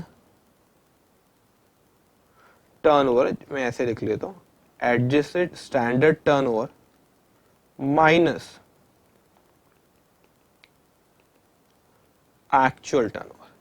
adjusted standard turnover क्यों? स्टैंडर्ड 80 था, अब ये 8 हुआ, 8 से आपने बढ़ाया कि उम्मीद थी 10% सेल बढ़ेगा, 88, तो ये एडजस्ट कर, इसलिए 88 का एडजस्टेड स्टैंडर्ड टर्नओवर बोलते हैं बेटा। तो मैंने कहा एडजस्टेड स्टैंडर्ड टर्नओवर तो मेरा कितना है बेटा? 88 लाख था, ठीक है। मैंने एक्चुअल में यहां पे ये रुपीज इन लाख से लिखता, नहीं तो बोलेंगे आप, 88 लाख था, स्टैंडर्ड उम्मीद थी, एक्चुअल में कितने का हुआ? देखो यहाँ पे 40 लाख का। तो मेरा टर्नओवर कितने से गिरा बेटा? मेरा टर्नओवर यहां पे 48 लाख रुपीस से गिर गया। तो this is reduction in turnover, what we call it, reduction in turnover. Okay, कितने से गिरा बेटा? 48 लाख रुपीस से यहां पे मेरा टर्नओवर गिर गया। ओके, तो देखो तो ये कंसेप्ट हुआ। आप बोलेंगे सर क्यों सिखा रहे हो रिडक्शन इन टर्नओवर? अरे लिखो तो समझो तो, ऐसे कंसेप्ट हमको यहाँ पे सीखना है कुछ, फिर जब मैं आपको बताऊंगा लॉस ऑफ प्रॉफिट कैसे कैलकुलेट होते, आप यूं बता दोगे सारी चीजें। ठीक है, चलिए, तो ये रहा हमारा एक कंसेप्ट रिडक्शन इन टर्नओवर। मैं ऐसी ये उम्मीद करता हूं आपसे कि शायद आपने इसको लिखे होंगे। अगर नहीं लिखे हो तो लिख लो, अगर आपने नहीं लिखे होंगे बेटा तो इसे लिख लो। ओके, अगर नहीं लिखे हो तो वीडियो पॉज करो और इसे लिख लो। ओके, अब हम आगे बढ़ते बेटा। आपने बोले थे सर और कंसेप्ट है, हाँ हाँ बेटा और कंसेप्ट, उस पर आता हूं मैं एक एक कंसेप्ट पे। ठीक है, अब मैं आता हूं सेकेंड कंसेप्ट पे। ये भी फर्स्ट कंसेप्ट ही आ गया पॉइंट, एक मिनट, हाँ चलो ठीक है, इसको सेकेंड नाम दे देंगे ना अपन, कोई बात नहीं।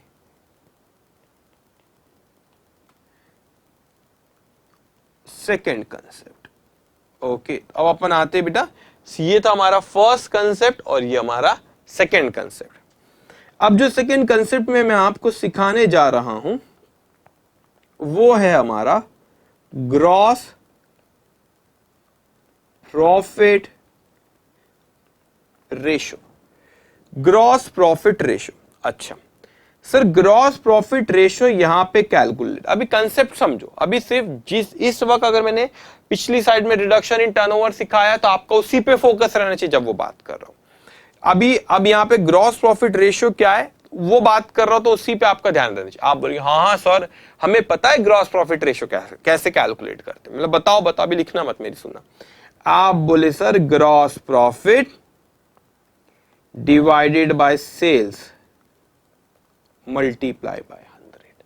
हाँ हाँ मैंने बोला, गलत नहीं बोले, लेकिन यहां पे उसका वो फॉर्मूला नहीं। मैंने बोला था ना ग्रॉस प्रॉफिट, थोड़ी देर पहले आपसे बात किया था, ग्रॉस प्रॉफिट दिख रहा है बॉक्स में, net profit plus fix overhead को यहां पे ग्रॉस प्रॉफिट के नाम से बुलाते हैं। अच्छा, तो यहां पे ग्रॉस प्रॉफिट का मतलब क्या होता है? ग्रॉस प्रॉफिट का मतलब यहां पर हो रहा है बेटा, मैंने कहा net profit plus insured, what is insured standing charges पे बात करेंगे। Net profit plus insured standing charges, standing charges जो फिक्स नेचर के होते, ठीक है, insured standing charges divided by sales multiply by 100। ये क्या फॉर्मूला है sir? Gross profit divide by sales multiply by 100। यहां पे ग्रॉस प्रॉफिट का क्या मीनिंग होता है? Net profit plus insured standing charges. Standing charges या इंश्योर्ड क्यों लिखा उसमें बात करेंगे 2 मिनट, अभी इतना ध्यान दो। Net profit plus insured standing charges divide by sales multiply by 100। इसका मतलब क्या होता है सर? बेसिकली ये जीपी रेशो आपको क्या बताता है बेटा? ये जीपी रेशो बताता है सेल्स में कितने परसेंटेज प्रॉफिट है, कितने परसेंटेज, ऐसे लिख लो, सेल्स में कितने परसेंटेज प्रॉफिट है, कितने परसेंटेज फिक्स ओवरहेड से। जरा फॉर्मूले को गौर से देखो बेटा, वो कहता है net profit plus fix overheads, ठीक है। अब गौर से देखो बेटा, गौर से देखो, मैंने कहा net profit divided by sales. अच्छा, इंश्योर्ड स्टैंडिंग चार्ज, अभी मैं इंश्योर्ड का भी मतलब 2 मिनट यहां बता देता हूं, मैंने क्यों इंश्योर्ड लिखा उसको भी बता देता हूं बेटा। स्टैंडिंग चार्जेस का मतलब क्या होता है? Fix overheads. स्टैंडिंग चार्जेस का मतलब क्या होता है बेटा? फिक्स्ड ओवरहेड्स, जो कि रुकने वाले नहीं, आपका बिजनेस डिस्टर्ब रहा तो भी वो होंगे, लेकिन आपके ऊपर रहता है बेटा कि उस फिक्स स्टैंडिंग चार्जेस में से आपके ऊपर रहता है कि आप क्या सारे फिक्स ओवरहेड्स का इंश्योरेंस निकालना चाहते हो कि कुछ का। आपने जिसका इंश्योरेंस निकाले उसे कहते हैं इंश्योर्ड स्टैंडिंग चार्जेस। क्या कहते हैं बेटा? Insured standing charges. और जिसका नहीं निकाले उसे कहते हैं अनइंश्योर्ड स्टैंडिंग चार्जेस। अब अच्छे से अपन इस चीज को समझते हैं बेटा, ऐसा क्यों सर कि जो फिक्स ओवरहेड्स रहते, आप कुछ समझ 10 लाख के फिक्स ओवरहेड्स, आपने कहे कि नहीं मैं 5-6 लाख का इंश्योरेंस निकालूंगा, 4 लाख के फिक्स ओवरहेड्स का नहीं निकालना है तो मत निकालो, अगर नहीं निकाले तो क्लेम भी नहीं मिलेगा आपको। तो सर ऐसा क्यों हो रहा है यहाँ पे कि इंश्योर्ड स्टैंडिंग चार्जेस जो है, ऐसा क्यों हो रहा है कि आप 10 में से 6 लाख का इंश्योरेंस निकाल रहे हो, बचे हुए 4 का नहीं निकाल रहे हो? वो इसीलिए बेटा, आप चाहो तो पूरे निकालो, आपको किसी ने रोका नहीं है, लेकिन अगर आपने ज्यादा का इंश्योरेंस निकाले तो आपको प्रीमियम का अमाउंट भी ज्यादा देना पड़ता है। तो वो कंपनी भी सोचती है ना यार, हाँ रिस्क तो है, पूरे का इंश्योरेंस निकाल लिया अपन स्टैंडिंग चार्जेस का तो रिस्क नहीं है, नुकसान हुआ पूरा रिकवर कर लेंगे हम लोग वो फिक्स ओवरहेड। लेकिन अगर पूरे का इंश्योरेंस निकाले ज्यादा अमाउंट का है तो फिर प्रीमियम भी ज्यादा देना पड़ता है, तो वो तो हर साल हमको देना है। तो हमने सोचा चलो कुछ का निकालते, कुछ का नहीं निकालते, लेकिन आप चाहो तो पूरे का निकालो, आप चाहो तो कुछ भी मत निकालो, फिक्स ओवरहेड आपके ऊपर है। लेकिन जिसका आपने इंश्योरेंस निकाले उसे कहते हैं इंश्योर्ड स्टैंडिंग चार्जेस, और जिसका नहीं निकाले उसे कहते हैं अनइंश्योर्ड स्टैंडिंग चार्जेस। अब ये फॉर्मूला देखो बना कैसे बेटा, that is net profit plus insured standing charges divided by sales multiply by 100। तो ये पिछले साल का प्रीवियस ईयर का नेट प्रॉफिट और डिवाइड बाय क्या क्या sales, insured standing charges divide by क्या क्या सेल्स, मल्टीप्लाई बाय 100। मतलब सेल्स में वो मल्टीप्लाई बाय 100 कर दो, परसेंटेज आएगा, मतलब सेल्स में कितने प्रतिशत आपका नेट प्रॉफिट है और कितने प्रतिशत इंश्योर्ड स्टैंडिंग चार्जेस है। देखो सेल्स में कितने परसेंटेज प्रॉफिट है, कितने परसेंटेज फिक्स ओवरहेड्स है। आप यहां पे ये फिक्स ओवरहेड्स कौन से कह सकते हैं बेटा, इंश्योर्ड वाले, इंश्योर्ड वाले, क्योंकि फॉर्मूला इंश्योर्ड स्टैंडिंग चार्ज। तो सेल्स में कितने प्रतिशत प्रॉफिट है, सेल्स में कितने प्रतिशत इंश्योर्ड स्टैंडिंग चार्जेस है। तो आपके सेल्स में 3 एलिमेंट आते हैं बेटा, यहां पे बात किए थे आपने, समझो सेल्स में वेरिएबल ओवरहेड्स, फिक्स ओवरहेड्स और प्रॉफिट है बेटा। फॉर्मूला कहता है net profit plus insured, fix overhead further divided into 2 parts, insured standing charges, uninsured standing charges. Fix overhead mean standing charges. तो फिक्स ओवरहेड्स 2 पार्ट में फिर divide होता है, आपका एक होता है इंश्योर्ड और अनइंश्योर्ड। तो ये सेल्स में कितने प्रतिशत प्रॉफिट है और कितने प्रतिशत इंश्योर्ड स्टैंडिंग चार्जेस। मैं ऐसे यहां पे और बांटता इसको, ठीक है। मैंने कहा इसमें कुछ इंश्योर्ड स्टैंडिंग चार्जेस, कुछ अनइंश्योर्ड स्टैंडिंग चार्जेस है बेटा। तो मैंने कहा कि मैं फॉर्मूला क्या है, profit plus insured standing charges, profit plus insured standing charges divided by sales multiply by 100। मतलब ये सेल्स में कितने प्रतिशत प्रॉफिट और कितने प्रतिशत इंश्योर्ड स्टैंडिंग चार्जेस है, वो हमको फॉर्मूले से पता चलता है।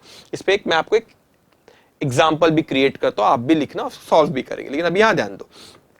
तो सेल्स में कितने प्रतिशत नेट प्रॉफिट है और सेल्स में कितने प्रतिशत इंश्योर्ड स्टैंडिंग चार्जेस है, वो ये जीपी रेशियो आपको बताता है। अच्छा, तो सर ऐसा क्यों कैलकुलेट कर रहे हैं आप कि कितने प्रतिशत आपका प्रॉफिट है, कितने प्रतिशत, कितने परसेंटेज आप सेल्स का, कितने परसेंटेज आपका प्रॉफिट है, कितने परसेंटेज आपका इंश्योर्ड स्टैंडिंग चार्जेस है, आप ऐसा क्यों कैलकुलेट करें? क्योंकि बेटा क्लेम तो मैं उसी का करूंगा ना जो प्रॉफिट वाला हिस्सा है। अच्छा, अब समझा। सेल्स में अगर मैं कहता हूं कुछ एलिमेंट फिक्स ओवरहेड्स का है, इसका क्लेम नहीं मिलेगा। सेल्स में कुछ एलिमेंट्स मेरा अनइंश्योर्ड स्टैंडिंग चार्जेस है, उसका क्लेम नहीं मिलेगा। हाँ, सेल्स में कुछ प्रतिशत इंश्योर्ड स्टैंडिंग चार्जेस है, सेल्स में कुछ हिस्सा प्रॉफिट का है, तो ये इंश्योर्ड स्टैंडिंग चार्जेस और ये प्रॉफिट का क्लेम मुझे मिलेगा। इसीलिए वो जीपी रेशियो में net profit plus insured standing charges divided by sales multiply by 100। तो हमें वो फॉर्मूला ये बताता है कि सेल्स में कितने परसेंटेज रिप्रेजेंट कर रहा है इंश्योर्ड स्टैंडिंग चार्जेस और कितने परसेंटेज रिप्रेजेंट कर रहा है नेट प्रॉफिट, वो हमें ये बताता है। बात तो सही है, इसलिए ये फॉर्मूला याद ठीक है, लेकिन बेटा लॉजिक समझे कि क्या ये फॉर्मूला बता रहा है। अब आप क्या करो बेटा, वीडियो को लिख लिया करो यार, साथ साथ में लिखते हो ना, मेरे को बार बार बोलना पड़ता है वीडियो पॉज करो। वीडियो पॉज करने की जरूरत नहीं पड़ना चाहिए। आप कहीं पॉज कर रहे हो मतलब आप लिख नहीं रहे हो बराबर। तो पहले जब मैं बोलते जाता हूं इसको भी लिखते जाए, ठीक है। मगर अगर ऐसा नहीं है, जरूरत पड़ गई तो फिर पॉज कर लेना, फिर लिख लेना इसको अच्छे से। ठीक है, अब आगे आते हैं हम इस सेकंड कंसेप्ट पे ना एक एग्जांपल करते हैं। सेकंड कंसेप्ट पे क्या करते हैं, एग्जांपल करते हैं। चलो लिखो आप इसी के नीचे तीन का। अभी रिडक्शन इन टर्नओवर क्यों पढ़ाया वो मैं आपको बताऊंगा बाद में, ये कंसेप्ट क्यों बताया, ये कंसेप्ट क्यों, अभी आपको थोड़ी देर में समझेगा। अच्छा सर आप इसीलिए वो कंसेप्ट बता रहे थे एक एक करके हमको, फिर आपको लिंक होगा, हर चीज का लिंक है एक दूसरे से। अभी आप जिस वक्त में जो कंसेप्ट पढ़ाता हूं उसी पे फोकस करना बेटा, ठीक है। चलो इसी पे सेकंड कंसेप्ट पे एक एग्जांपल कर रहे हैं अपन, ठीक है।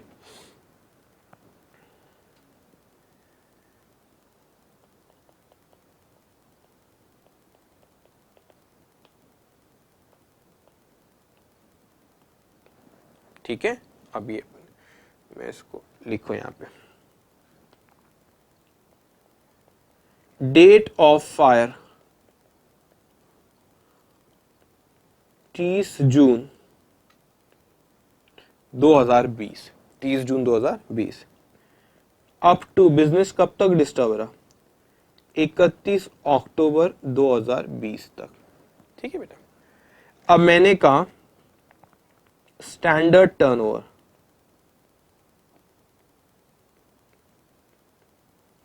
स्टैंडर्ड टर्नओवर सपोज 8 लाख, कितना है बेटा स्टैंडर्ड टर्नओवर, सपोज 8 लाख। उसने कहा कि इंक्रीजिंग ट्रेंड है sir 10%, okay. Actual turnover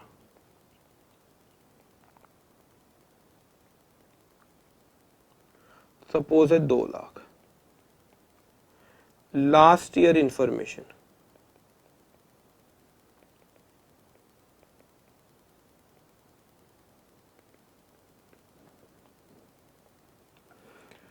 last year information उसमें लिखो लास्ट ईयर का सेल्स था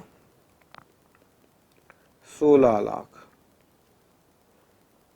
लास्ट ईयर का नेट प्रॉफिट था 2 लाख,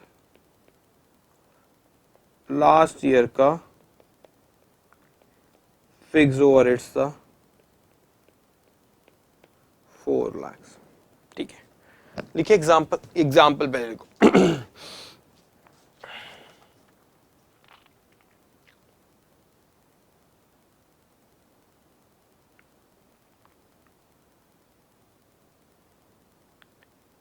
ओके चलो, इसका सोल्यूशन आप नीचे लिखना, ठीक है, इसका सोल्यूशन। अब आप समझो, सबसे पहले आप कैलकुलेट करो रिडक्शन इन टर्नओवर, ठीक है। हमें कंसेप्ट हमने डिस्कस करे ना, what is reduction in turnover. अच्छा, reduction in turnover, how we calculate reduction in turnover sir. Standard turnover, आप प्रॉपर लिखना, जगह नहीं है तो मैं ऐसा शॉर्टकट में, स्टैंडर्ड टर्नओवर बताओ। स्टैंडर्ड टर्नओवर पिछले साल इसी 4 महीने में कितना सेल था, सपोज 8 लाख, तो हमने लिखे सर 8 लाख का सेल था। हम ये उम्मीद कर रहे थे कि इस साल ये सेल बढ़ेगा, कितने से बढ़ेगा, 10% से। तो 8 लाख का 10% 80,000, तो ये कितना होगा आपको बेटा। हमको ये उम्मीद थी कि 8,80,000 रुपए का भी सेल्स होना चाहिए था, लेकिन सपोज ये क्वेश्चन में कहता है कि एक्चुअल टर्नओवर कितना हुआ आपका, एक्चुअल टर्नओवर हुआ आपका 2 लाख रुपए का। तो आपका सेल्स एक्चुअल में गिरा कितने, how we calculate reduction in turnover, adjusted standard turnover minus actual, how much standard adjusted standard turnover 8,80,000, how much is actual turnover 2 lakh. So reduction in turnover ये हो गया आपका 8,80,000। मेरा सेल्स गिरा 8,80,000। मैं आपसे पूछता हूं, मेरा सेल्स अगर डिक्रीज हुआ 8,80,000 नहीं सॉरी 6,80,000, 6,80,000 से मेरा सेल्स गिरा, क्या इसका यह मतलब होता है कि मेरा प्रॉफिट भी 6,80,000 से गिरा? नहीं, प्रॉफिट एक अलग चीज है और सेल्स, मगर प्रॉफिट कनेक्टेड सेल्स से ही है बेटा। तो मेरा सेल्स 6,80,000 रुपए से डिक्रीज हुआ, रिड्यूस हुआ। तो मेरे को अब ये कैलकुलेट करना है आपको, उसके नीचे देखो gross profit ratio. How we calculate gross profit ratio, net profit plus insured standing charges divided by sales multiply by 100।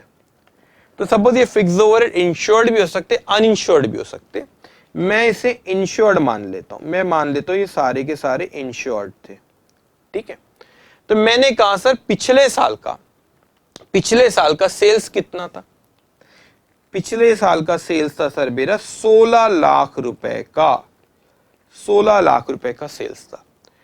अब नेट प्रॉफिट पिछले साल 2 लाख रुपए था, तो 2 लाख रुपए नेट प्रॉफिट था प्लस इंश्योर्ड स्टैंडिंग चार्जेस थे 4 लाख के, मतलब 2 और 4 6 लाख। तो 16 लाख का सेल्स था, उसमें नेट प्रॉफिट और इंश्योर्ड स्टैंडिंग चार्जेस का एलिमेंट था 6 लाख का, मतलब 16 लाख में अगर 6 लाख का नेट प्रॉफिट और इंश्योर्ड स्टैंडिंग चार्जेस है तो वो कितने प्रतिशत हुए सेल्स के? वो हुए आपके 37.5%। कितना हुआ? 37.5%।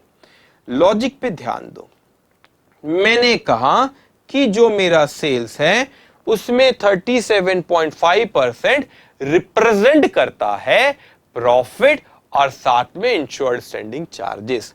तो मेरा सेल्स 6,80,000 रुपए से गिरा। क्या इसका यह मतलब होता है मेरा सेल्स 6,80,000 रुपए से गिरा? क्या इसका यह मतलब होता है कि मेरा प्रॉफिट भी 6,80,000 से गिरा? नहीं बेटा, आपका 6,80,000 रुपए से सेल्स गिरा, आपका प्रॉफिट जो था बेटा उसमें आपने, लेकिन एलिमेंट आपने किस किस चीजों का इंश्योरेंस निकाल रखे हो?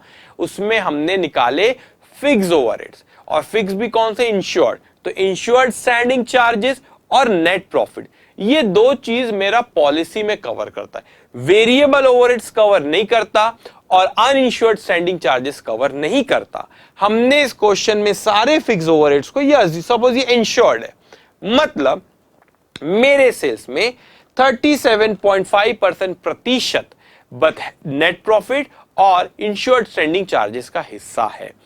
तो फिर वो 6,80,000 रुपए है, वो सारा का सारा मैं इंश्योरेंस कंपनी से क्लेम नहीं करूंगा। वो 6,80,000 में मेरा 37.5% रिप्रेजेंट करेगा नेट प्रॉफिट और इंश्योर्ड स्टैंडिंग चार्जेस।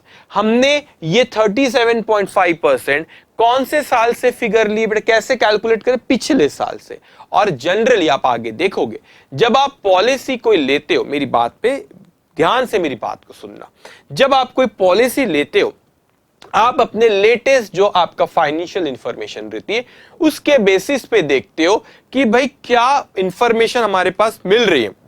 हमने देखे पिछले साल में हमारा जो सेल्स था उसका 37.5% रिप्रेजेंट करता है नेट प्रॉफिट और इंश्योर्ड स्टैंडिंग चार्जेस। तो हमने आने वाले साल के लिए भी हमने क्या करे बेटा?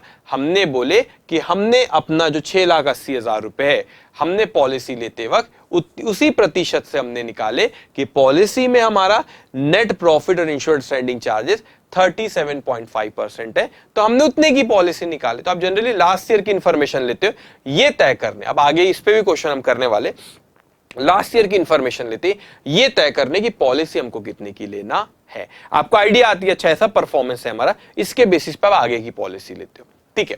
तो हमने देखे पिछले साल में हमारा कितना था? 37.5%।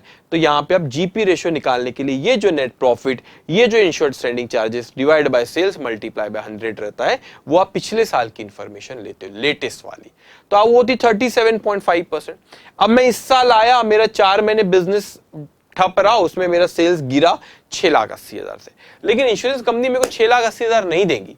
वो कहेंगे आप ये बताओ ये 6,80,000 में आपका नेट प्रॉफिट कितना है और आपका इंश्योर्ड स्टैंडिंग चार्जेस कितना। मैंने बोला मैं बताता हूं ना सर, कौन सी बड़ी बात है। तो मैंने कहा वो जो है मेरा loss of profit and what is ISC, what is ISC बेटा? Loss of profit and insured standing charge. जो मेरा नुकसान हुआ बेसिकली वो 6,80,000 जो आप कह रहे हो उतने से सेल्स कम हुआ, उस सेल्स में 37.5% वो था। तो 6,80,000 में 37.5% वो था, वो कितना था? वो कितना था? इसको करो तो 2,55,000 कितना आ रहा है बेटा? 2,55,000, तो मैं इंश्योरेंस कंपनी को बोलूंगा सर मुझे 2,55,000 आप दे दीजिए। वो बोलेंगे अच्छा अच्छा उतना दे दीजिए। क्या मतलब हुआ 2,55,000 का? कि आपके सेल्स में जो कि 6,80,000 का था, उसमें वो जो सेल्स हमारा 6,80,000 का था, जितने से सेल्स हमारा गिरा उसमें 2,55,000 रिप्रेजेंट करता है कि प्रॉफिट का एलिमेंट कितना था और इंश्योरेंस स्टैंडिंग चार्जेस कितना था। वो हम इंश्योरेंस कंपनी से रिकवर करेंगे। वेरिएबल ओवरहेड्स रिकवर नहीं करते, वो नुकसान नहीं होता। और जो स्टैंडिंग चार्जेस का आपने इंश्योरेंस ही नहीं करा है वो भी आप उनसे रिकवर नहीं कर सकते, उसे कहते हैं अनइंश्योर्ड स्टैंडिंग चार्जेस। ओके, तो ये हमारे कंसेप्ट हुआ ग्रॉस प्रॉफिट रेशियो। तो पिछले दो कंसेप्ट सिखाया आपको, एक सिखाया रिडक्शन इन टर्नओवर, एक सिखाया ग्रॉस प्रॉफिट रेशियो। फिर आपको एग्जांपल बना के दिया बेटा, फिर आपको कंसेप्ट बताया कि अच्छा, और आपको कहा था मैंने ये जो नेट प्रॉफिट है और ये जो इंश्योर्ड स्टैंडिंग चार्जेस है इसकी रिकवरी इकट्ठा करते हैं हम। इंश्योरेंस दोनों सेल से कनेक्टेड। तो देखो देखो यहां पे हमने क्या किए बेटा, देखो यहां पे क्या किए, ये नेट प्रॉफिट सेल से कनेक्टेड, ये इंश्योर्ड स्टैंडिंग चार्ज आपने सेल्स पे कैलकुलेट करे, फिर ये फॉर्मूला बनाए और ये फॉर्मूला आपने यहां पे लगाए। तो इसमें दोनों अमाउंट आ गई आपकी कि नेट प्रॉफिट का कितना नुकसान हुआ और स्टैंडिंग चार्जेस का कितना नुकसान हुआ, वो दोनों आपने इसमें कवर कर लिए। तो अब मैं अगर कहूं, जब हमने ये शुरू किए थे बेटा, कि हमने जब एक डिस्कशन शुरू किए थे तो मैंने आपको बताया था कि तीन चीजें ये लॉस ऑफ प्रॉफिट पॉलिसी में कवर होती है। एक नेट प्रॉफिट कवर होती है और एक स्टैंडिंग चार्जेस कवर होती है। मैंने कहा नेट प्रॉफिट और स्टैंडिंग चार्जेस बेटा कवर होती है, तो हमने net profit standing charges sales से कनेक्टेड कहा था, इसको इकट्ठा कैलकुलेट करते, ये फॉर्मूला बनाने फिर हमने बनाए वहां पे net profit plus insurance standing charge divide by sales multiply by 100, और जितने से सेल्स गिरा उसमें कितने प्रतिशत ये चीजें थी प्रॉफिट और इंश्योरेंस स्टैंडिंग चार्जेस वो कैलकुलेट करें। मगर सर ये दो तो हो गया, एक और कंसेप्ट आपने कहते उसे कहते हैं एडिशनल एक्सपेंसेस।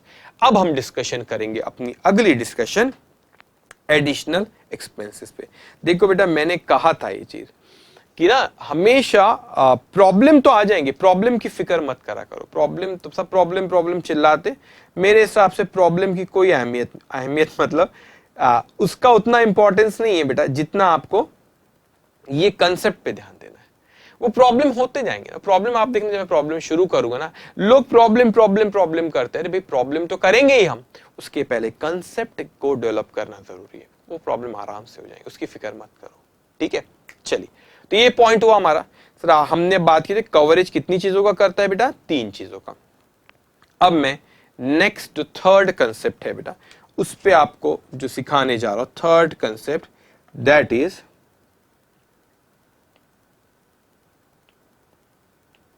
ये अगर नहीं लिखे तो वीडियो पॉज करके लिख लो। थर्ड कंसेप्ट एडिशनल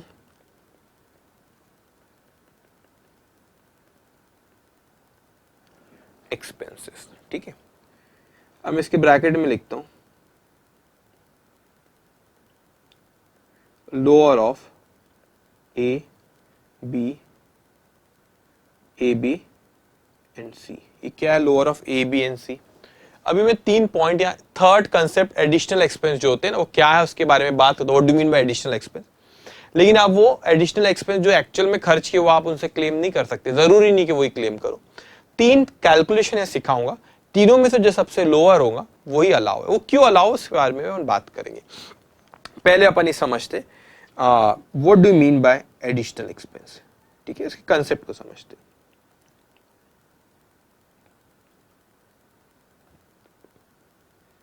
ठीक है, साल शुरू हुआ हमारा, यहां पे हमने देखे सर, यह साल शुरू हुआ 1/4/2020 को, साल खत्म होगा 31 मार्च 2021 को, यहां साल शुरू होगा 1/4/2000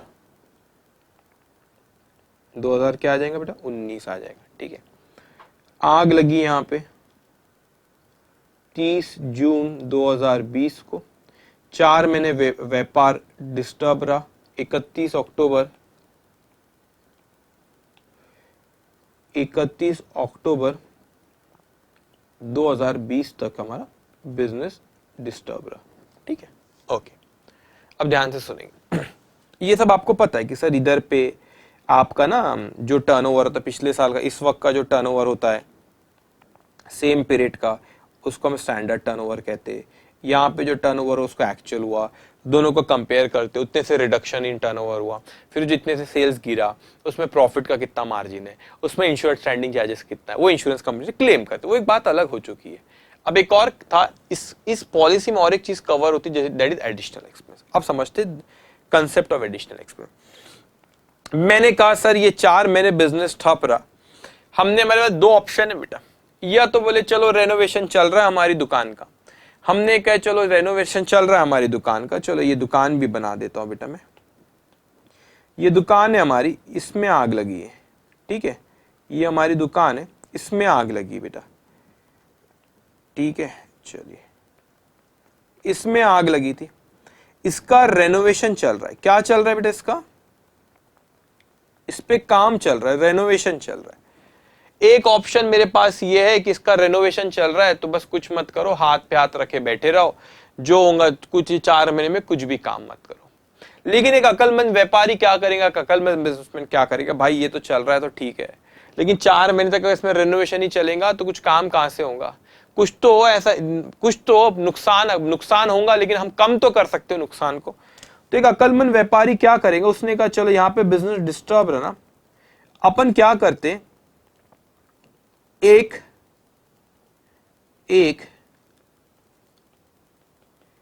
रेंट पे एक जगह ले आते 4 महीने के लिए, यही 4 महीने के लिए रेंट पे एक जगह लेते, क्योंकि इस पे तो रेनोवेशन चल रहा है ना बेटा।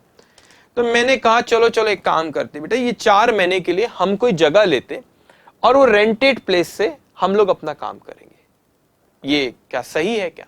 मैंने कहा बिल्कुल सही है। क्यों बिल्कुल सही है? इसीलिए बिल्कुल सही है बेटा क्योंकि आप रेंटेड प्लेस से चलो कुछ तो सेल करोगे, नुकसान होगा लेकिन उतना नहीं, प्रॉफिट का नुकसान होगा लेकिन उतना नहीं होगा जितना होना चाहिए था। अब आप क्या करोगे बेटा, रेंटेड प्लेस पे आपने एक जगह ले ली, एक प्रीमाइसेस ले ली, वहां से काम करो, वो सेल नहीं हो पाएगा जो होता है नॉर्मली, लेकिन कुछ तो होगा, कुछ तो कमाई हो जाएंगी। तो हमने एक रेंटेड प्लेस रहते हैं, मतलब वहां से अपन 4 महीने काम करेंगे, जब हमारी दुकान में जो आग लगी उसका रेनोवेशन हो जाएगा, हम 4 महीने बाद वहां पे शिफ्ट हो जाएंगे। हाँ बात तो सही है।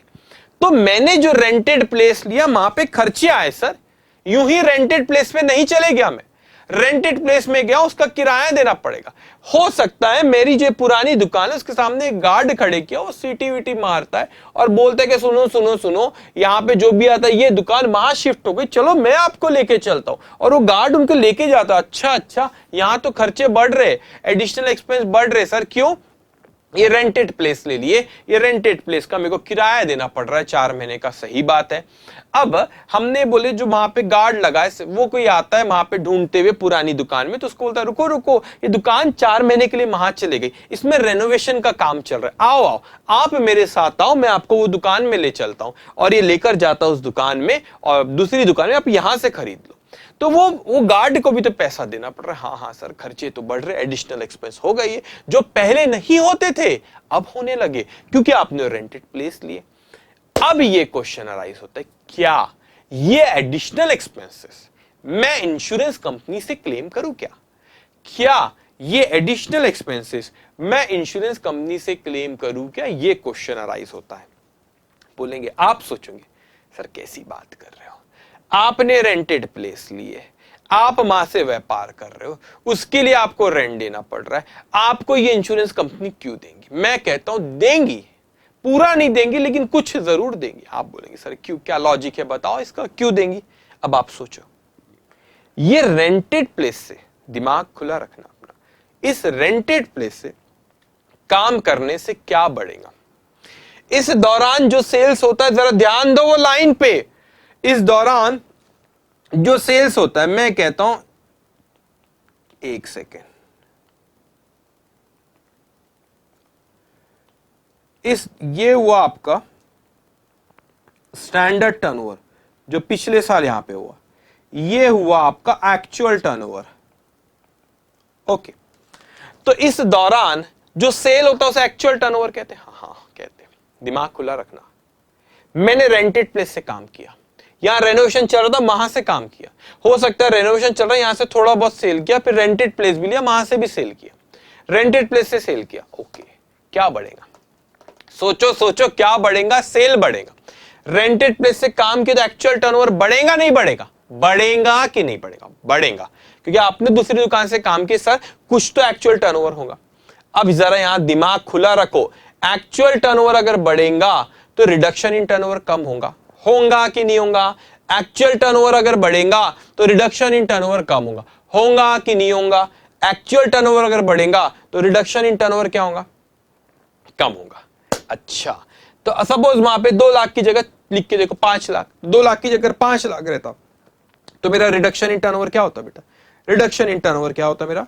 6 लाख, सॉरी वहां पे अगर 5 लाख होता एक्चुअल टर्नओवर तो रिडक्शन इन टर्नओवर होता 3,80,000। अगर रिडक्शन इन टर्नओवर कम होता तो देखो यहाँ पे लॉस ऑफ प्रॉफिट कितना होता आपका?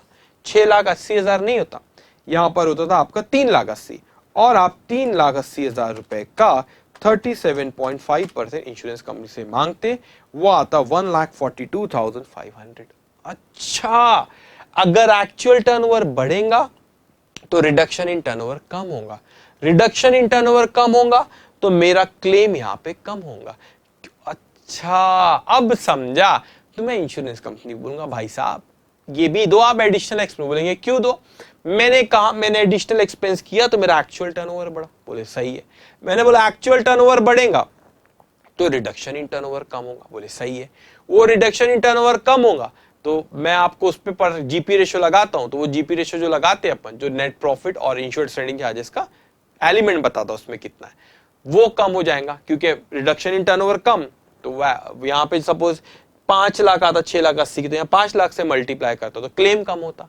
तो मैंने बोला एडिशनल एक्सपेंस करने से क्लेम कम हो रहा है, मैं आप ही का फायदा करके दे रहा हूं, तो आप मुझे एडिशनल एक्सपेंसेस दो। ये लॉजिक है। एडिशनल एक्सपेंस भी हम उनसे रिकवर करते हैं।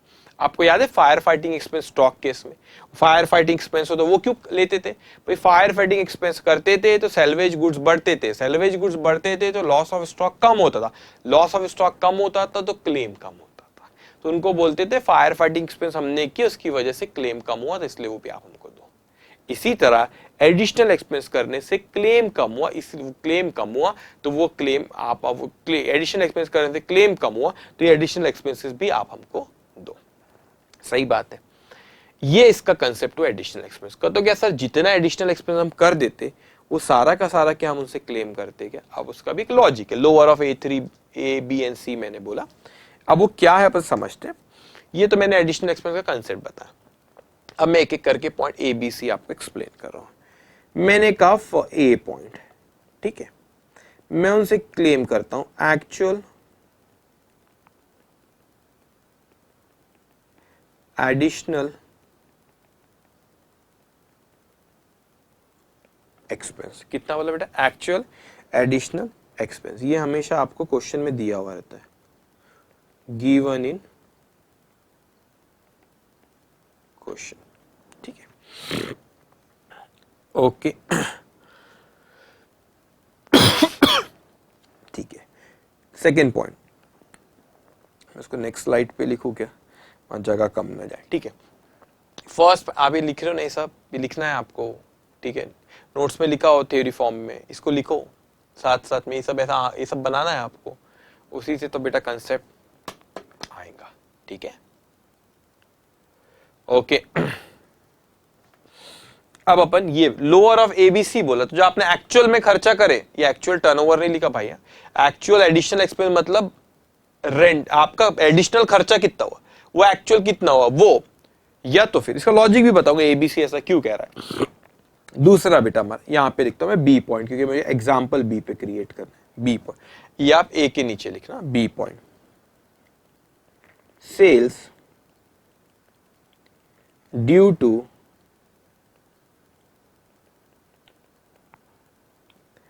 Additional expenses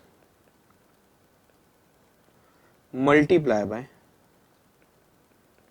gross profit ratio. एक वो यही चीज में लिख रहा हूं, आप कट मत करना, मगर मुझे कुछ कंपेयर करना है ना, तो मैं एक काम करता हूं, ये आप A पॉइंट भी कट मत करना, वही चीज लिख रहा हूं बेटा, बस कंपेयर करना रहेगा, इसलिए एक ही स्लाइड में लिख रहा हूं। तो मैं यहां लिख लेता हूं, ठीक है। A पॉइंट, पहला actual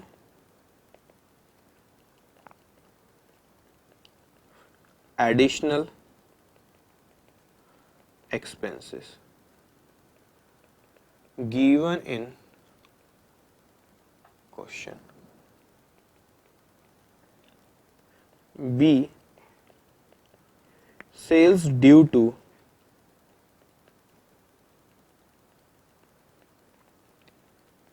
additional expenses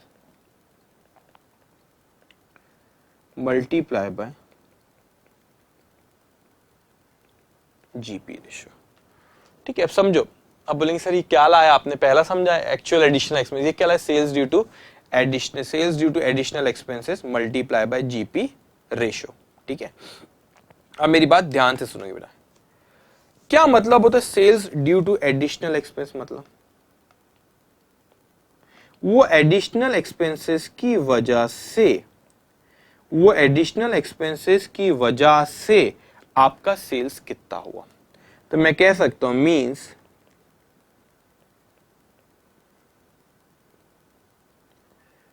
sales made from rented premises, वो जो आपने रेंटेड प्रीमाइसेस लिए उसकी वजह से आपका सेल्स कितना हुआ। ठीक है, अब देखो सपोज आप थोड़ा सा अच्छे एकदम अभी ध्यान से मेरी बातें सुनोगे बेटा आप। ठीक है, हम आपसे कहते रेनोवेशन वाली दुकान से भी वैसा सेल नहीं हो पा रहा ऑब्वियसली, लेकिन थोड़ा बहुत सेल हम वहां से भी कर ले, काम चल रहा है लेकिन थोड़ा बहुत सामान रखा है वहां से कर लेते। वहां से सेल्स हुआ अगर 1 लाख, कितना हुआ? वहां से सेल्स सपोज आपका हुआ 1 लाख, रेंटेड प्रीमाइसेस से सेल्स हुआ 4 लाख, एक्चुअल टर्नओवर आपका 5 लाख हुआ, क्योंकि आपने उस दौरान सेल्स तो 5 लाख करे ना बेटा। तो रेनोवेशन जो दुकान में काम चल रहा है वहां से कितना हुआ? 1 लाख बेटा। जो आपने रेंटेड प्रीमाइसेस है वहां से कितना सेल हुआ? 4 लाख, टोटल 5 लाख का सेल, एक्चुअल टर्नओवर 5 लाख है। यहां पे मैं कौन से sales due to additional expense 5 लू के 4 लू? 5 लू के 4 lakh. Sales from rented premises वो कितना हुआ? 4 लाख। मैं उसकी बात कर रहा हूं बेटा। ठीक है, अब इसके लॉजिक के बारे में भी समझना बेटा। अब मैं कहता हूं सपोज मैं ना एक एग्जांपल क्रिएट करता हूं, एग्जांपल ये नीचे क्रिएट करता हूं बेटा, फिर आपको बताता हूं कि ऐसा ये वाला पॉइंट उन्होंने यहां पे क्यों रखे। बस ये सेल्स ड्यू टू क्या हुआ बेटा? Additional expenses, it mean sales from rented premises. ठीक है, अब मैं एक एग्जांपल यहां पे क्रिएट करता हूं, समझो। मैं कहता हूं if rented place not taken, दो पॉसिबिलिटी कि हमने रेंटेड प्लेस नहीं लिए। एक है कि रेंटेड प्लेस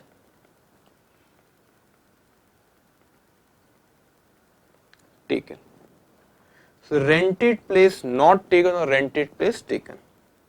मैं कहता हूं बेटा आपसे समझना, स्टैंडर्ड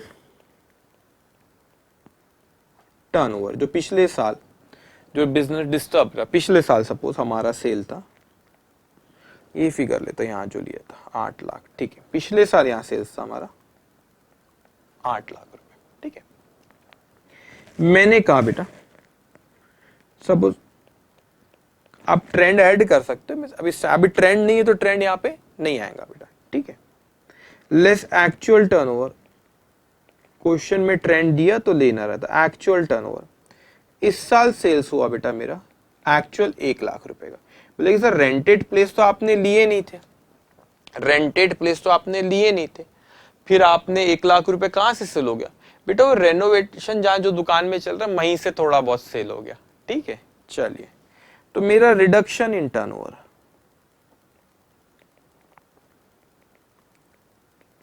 रिडक्शन इन टर्नओवर कितना हुआ? अरे बोलो, 7 लाख का रिडक्शन हुआ। फॉर एग्जाम्पल सपोज मैं कैलकुलेट जीपी रेशियो अगर सपोज 20% है बेटा, तो मेरा जीपी रेशियो यहां पे क्या बताता है कि मेरे सेल्स में कितने प्रतिशत प्रॉफिट का हिस्सा और कितने प्रतिशत इंश्योर्ड स्टैंडिंग चार्जेस का हिस्सा, वो दोनों मिला के सपोज वो 20% है, तो मेरा सेल्स गिरा 7 लाख से, इसमें इस 7 लाख में नेट प्रॉफिट और इंश्योर्ड स्टैंडिंग चार्जेस रिप्रेजेंट करता है 20%। सो 7 लाख का 20%, ये होता है 1,40,000। मैंने इंश्योरेंस कंपनी को कहा कि 1,40,000 रुपए क्लेम दे दो। आपको लॉजिक बताने के लिए मैं सब लिख रहा हूं, 1,40,000 रुपए का क्लेम मुझको दे दो। क्लेम 1,40,000 रुपए का आप मुझे क्लेम दे दो, ठीक है। अब मैं आया नहीं, सपोज अगर मैं रेंटेड प्लेस लिया मैंने, तो पिछले साल का तो सेल वैसे ही रहेगा, स्टैंडर्ड टर्नओवर उस वक्त का 4 लाख। सपोज ट्रेंड नहीं है, ट्रेंड रहता तो इसमें अपन ऐड करते। एक्चुअल टर्नओवर अब हुआ 5 लाख। बोलूं सर 5 लाख कैसे, यहाँ 4 लाख, एक लिखे वहां 5 लिख रहे हो। अरे भाई 5 लाख इसी ले लिया कि रेंटेड प्लेस से भी अब सेल होगा ना, हाँ तो सेल बढ़ा थोड़ा सा, ये हो गया 5 लाख। चलो ठीक है, मेरा रिडक्शन इन टर्नओवर कितना हुआ, 3 लाख रुपए। हाँ हाँ सही है। आपका जीपी रेशियो कितना है, 20%। 3 लाख का 20% होता है 60,000। ओए होए, अब समझा सर। यहां पे पहले आप क्लेम कर रहे थे 1,40,000 रुपए। कितना क्लेम कर, 1,40,000। अब आप क्लेम कर रहे 60,000 रुपए से, मतलब मेरा क्लेम डिक्रीज हुआ। कितने से क्लेम डिक्रीज हुआ, 80,000 रुपए से क्लेम कम हुआ। तो इंश्योरेंस कंपनी बोलेंगी कोई दिक्कत नहीं है, कोई दिक्कत नहीं सर, आपने हमारा क्लेम भी तो कम करे। चलो चलो कोई बात नहीं सर, एक काम करो, अब आप क्या करो। हमने बोले देखो सर, पहले अगर मैं रेंटेड प्लेस नहीं लेता तो 1,40,000 क्लेम करता, मगर रेंटेड प्लेस मैंने लिया तो मैं आपसे सिर्फ क्लेम कर रहा हूं 60,000 रुपए का। तो मेरा क्लेम गिरा, कितने से गिरा क्लेम, 80,000। तो मैंने आपका 80,000 बचा लिया ना आपके। अब अगर मैंने एडिशनल एक्सपेंस कुछ खर्च किए तो आप मुझे दे दो। सही है, बिल्कुल सही, दे दो, ले लेंगे हम उनसे। मैंने कहा सपोज यहां पे जरा फिगर्स पे ध्यान देना बेटा, मैंने कहा यहां पे रेंट था, सपोज ऊपर दिखेगा आपको, यहां पे लिखता हूं ये रेंट। 2 सिनारियो क्रिएट करता हूं, दिख रहा है, हाँ दिख रहा है, दिख रहा है। ओके, पहला सिनारियो मैंने कहा sir, first case second case बेटा, ठीक है। मैंने कहा आपसे कि सर चलो पहले केस की बात करते। मैंने कहा रेंट सपोज आपका मैंने तय किया 50,000 रुपए। मैंने कहा 50,000 रुपए एक्चुअल रेंट है। ए पॉइंट, एक्चुअल रेंट कितना है, 50,000। मैंने आपका, अरे कैलकुलेट करो क्या, sales due to additional expense. Sales due to additional expense कितना हुआ, 5 लाख नहीं 4 लाख हुआ। 1 लाख तो रेंट पे नहीं लेते तो भी कर रहे थे आप, जहां रेनोवेशन चल रहा था वो दुकान से। आपका फिर बाद में हो गया एक्चुअल टर्नओवर 4, मतलब sales due to additional expense कितना हुआ, 4 लाख। 4 लाख मल्टीप्लाई बाय 20% करो, कितना आता, 80,000। अच्छा, तो ये बताता है कि आपने ये बी वाला पॉइंट ये बताता है कि आपने एक्चुअल में क्लेम कितने से कम करे। तो यहां पे 80,000, ये 80,000, 80,000 रुपए से क्लेम कम करे। अब बताओ मुझे विच एवर इज लोअर, वो क्या कहता है, ए बी और सी पे आता हूं मैं, लोअर। तो भाई मैंने 80,000 रुपए बचा के दिया इंश्योरेंस कंपनी को, 50,000 रुपए, दोनों में से लोअर कौन सा है, 80 छोटा कि 50 छोटा, 50 छोटा। तो मैंने 80,000 रुपए बचा के दिया उनके, तो उनको 50,000 रुपए के जो एडिशनल एक्सपेंस किया, कोई दिक्कत इंश्योरेंस कंपनी को नहीं। हमने तो बोले सर 50 बचा के दिया, आपको 80,000 रुपए देने में कोई दिक्कत, वो बोले नहीं, तो मुझे वो ये क्लेम दे देंगे 50,000 रुपए के, ठीक है। अब चलो सेकंड केस देखते। सपोज अगर रेंट था 1 लाख रुपए और मैंने बचा के कितने का दिया, 80,000। बोले कि भाई ये क्या बचाया तूने, बचाया 80, खर्चा कर दिया 1 लाख। ऐसे खर्चे क्यों करता है वो। सपोज फायर फाइटिंग एक्सपेंस हुए कोई फिगर ले तो 10,000 रुपए के, और उन्होंने आके गुड्स बचाए सिर्फ 2,000 के। बोलेंगे भैया नहीं बचाते, जलने देते, 2,000 के गुड्स बचाए, फायर फाइटिंग एक्सपेंस वालों ने 10,000 ले लिए, तो जलने बेहतर था, क्यों आ गए वो, 10,000 लेकर चले गए, गुड्स बचाए 2,000 के। वैसी बात यहां पे बेटा कि मैं कहता हूं कि आपने 80,000 रुपए बचाए, 80,000 रुपए से क्लेम बचाए, लेकिन आपने खर्चा कर दिए 1 लाख रुपए, तो भैया क्या का फायदा। तो वो कहती है insurance company which ever is lower. तो बोलेंगे भैया जितना बचाए, 80,000 बचाए ना, खर्चा क्यों है 1 लाख, हम क्यों आपको जबरदस्ती का ऊपर कर दे, आपने क्लेम 80 से बचाया वो हम दे देंगे आपको। समझ में आई चीज।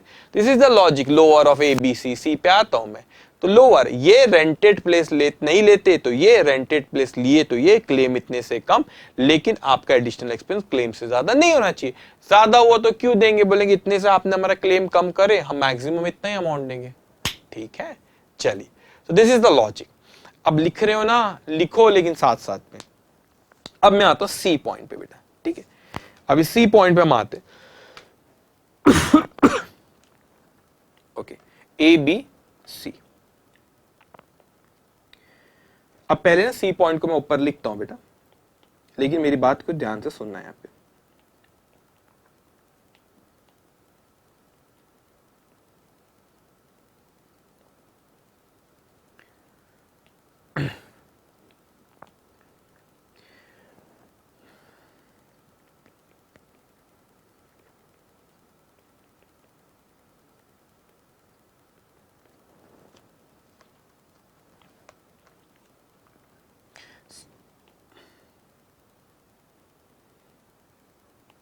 ध्यान से सुनना बेटा, मैंने दो वर्ड लिखा, इंश्योर्ड और इंश्योरेबल। मीनिंग क्या होता है इसका? इंश्योर्ड मतलब आपने कितने से इंश्योर कराए हो, इंश्योरेबल कितने से कराना चाहिए था। हमने आपसे क्या है बेटा, इंश्योर्ड मतलब कितना आपने कराया, मतलब नेट प्रॉफिट कराया आपने, हाँ sir, plus insured standing charges, ये दो चीज ये कराया आपने। लेकिन आप चाहते तो net profit plus insured standing charges plus uninsured standing charges. आपने अनइंश्योर्ड स्टैंडिंग चार्जेस नहीं कराए, चाहते तो ये वाले, ये दोनों स्टैंडिंग चार्जेस, ये इंश्योर्ड है या अनइंश्योर्ड है, आप चाहते तो ये अनइंश्योर्ड स्टैंडिंग चार्जेस भी, आप अनइंश्योर्ड स्टैंडिंग चार्जेस का भी इंश्योरेंस निकाल सकते थे। तो ये बहुत ही चालाक होती इंश्योरेंस कंपनी। बोले सर ये कराए हो, ये इंश्योरेंस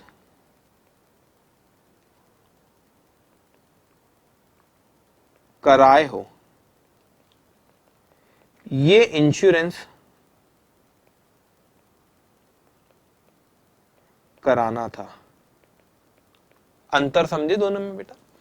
इतने का इंश्योरेंस निकाले, इतने का इंश्योरेंस निकालना था या निकाल सकते थे आप, आपने यहां पे अनइंश्योर्ड स्टैंडिंग चार्जेस का भी इंश्योरेंस निकाल सकते थे, इतने का निकाल सकते थे, आपने निकाले कितने का, इतने का। ठीक है, अब समझो, वो कहती है हमको, ये हमारी इंश्योरेंस कंपनी, जो एडिशनल एक्सपेंस हुए,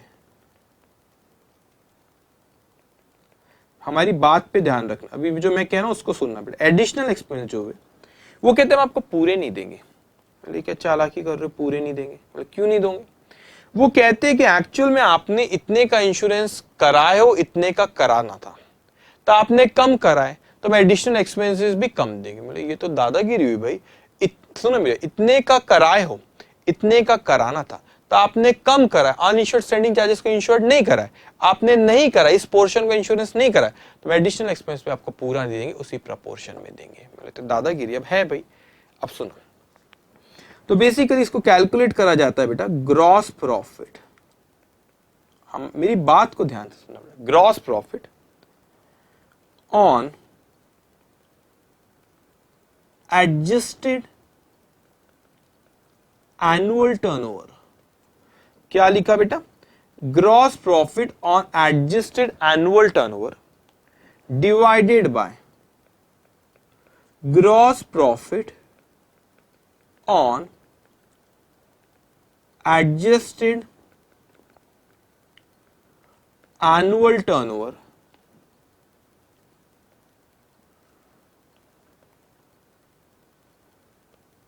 प्लस, इसमें प्लस यहीं बता दो, प्लस अनइंश्योर्ड स्टैंडिंग चार्जेस, ये मैं ऐसे लिख लेता हूं, अनशॉर्टकट,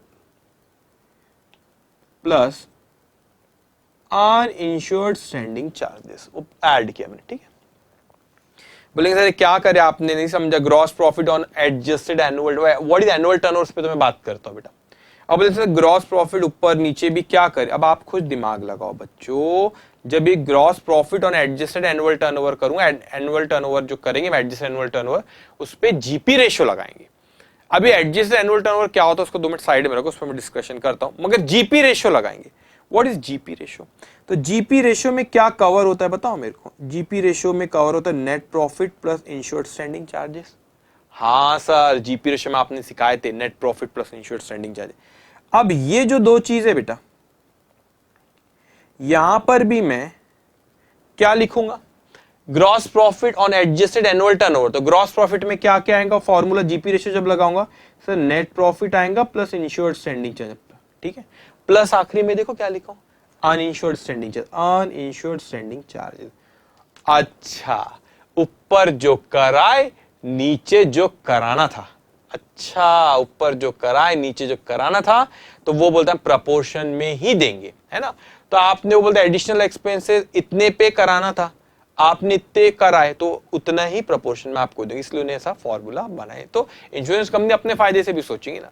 तो ऐसे कैलकुलेट, तो what is the formula, additional expense multiply by gross profit on adjusted annual turnover divided by gross profit adjusted annual turnover plus uninsured standing charges. तो इसको आप कैलकुलेट करते हो, जो भी तीनों में से पॉइंट नंबर ए, बी और सी जो लोअर रहते हैं इंश्योरेंस कंपनी बोलते हैं वो हम आपको देंगे। लेकिन कुछ चीजें समझो बेटा, आपको अभी इसके बारे में जानकारी नहीं है, किसके बारे में इंफॉर्मेशन नहीं, वो मैं आपको बता दूं। चलो यहां बता दे तो कंसेप्ट भी समझाता हूं।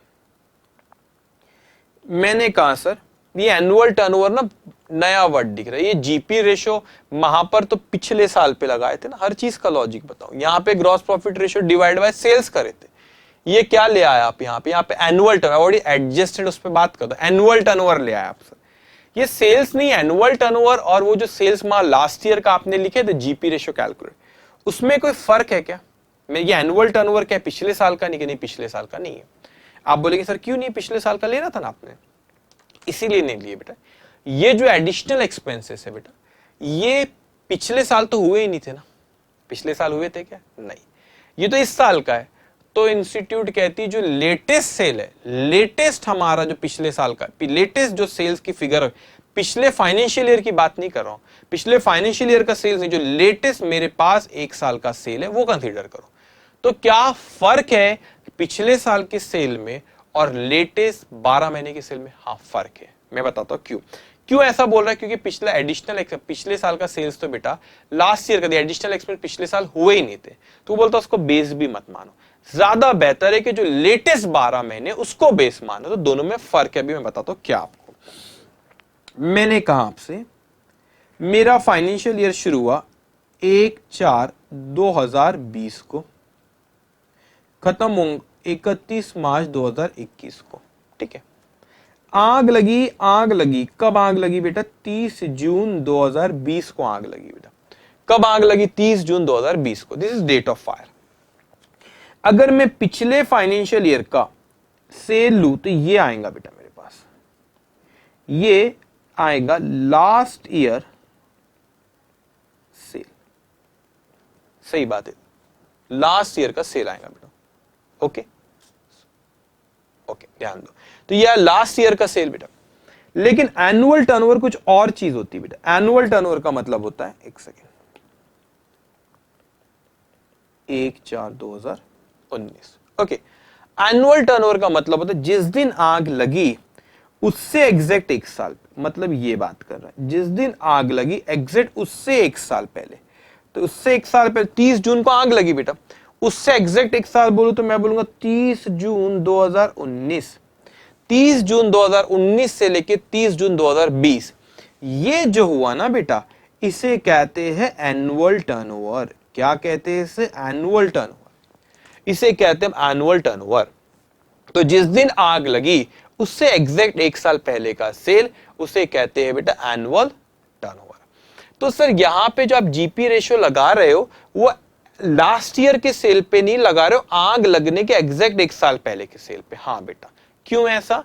क्योंकि लास्ट ईयर एडिशनल एक्सपेंस हुए नहीं थे। वैसे तो additional expense date of fire के बाद हुए, लेकिन एटलीस्ट जो लेटेस्ट 12 महीने का अवेलेबल है वो यूज करो। तो उसने बोला लेटेस्ट 12 महीने के कौन सा? ये हमारा आग लगने से पिछले एक साल पहले का सेल, उसे हम कहते हैं एनुअल टर्नओवर। क्या कहते हैं बेटा? एनुअल टर्नओवर कहते हैं।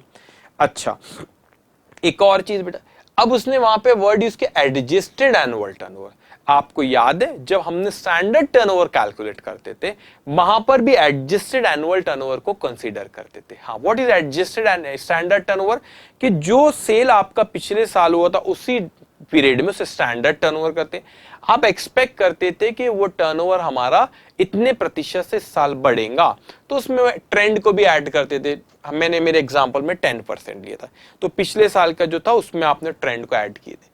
लेकिन सर यहां पे आपने जब एनुअल टर्नओवर कहते ये जीपी रेशियो एनुअल टर्नओवर पे नहीं कह रहा, ये जीपी रेशियो कह रहा है एडजस्टेड एनुअल टर्नओवर पे। अब एडजस्ट वैसे तो ट्रेंड आप पिछले साल के सेल्स में लेते हो बेटा, लेकिन अगर आप खुद गौर करो इसमें यहां पर अगर मैं बात करूं तो आपके इसमें बेटा कुछ सेल पिछले साल का है, कुछ सेल पिछले फाइनेंशियल ईयर का है और कुछ सेल इस फाइनेंशियल ईयर का है ना बेटा। कुछ सेल पिछले फाइनेंशियल ईयर का आ रहा है और कुछ सेल इस फाइनेंशियल ईयर का आ रहा है। तो मगर ट्रेंड तो पिछले साल के इसमें लेते आप बेटा स्टैंडर्ड टर्नओवर जब निकालते हो, लेकिन वो कहता है चलो जाने दो, कुछ पिछले साल का कुछ इस साल का है। वो कहता है उसको कंफ्यूजन नहीं करते कि पिछले साल के वाले के पीरियड को ट्रेंड दो इस साल को मत दो, उसने सारा का सारा इसको ट्रेंड लेता। मतलब पिछले एनुअल टर्नओवर जो था आपका, अब हमारी बात अच्छे समझना जो मैं बोलूंगा, एनुअल टर्नओवर जो था पिछले एक साल का एग्जैक्ट डेट ऑफ फायर के पहले का टर्नओवर था। तो वो आप जीपी रेशियो यहाँ पे किस पे, ग्रॉस प्रॉफिट किस पे बोलते हैं, एडजस्टेड एनुअल टर्नओवर पे।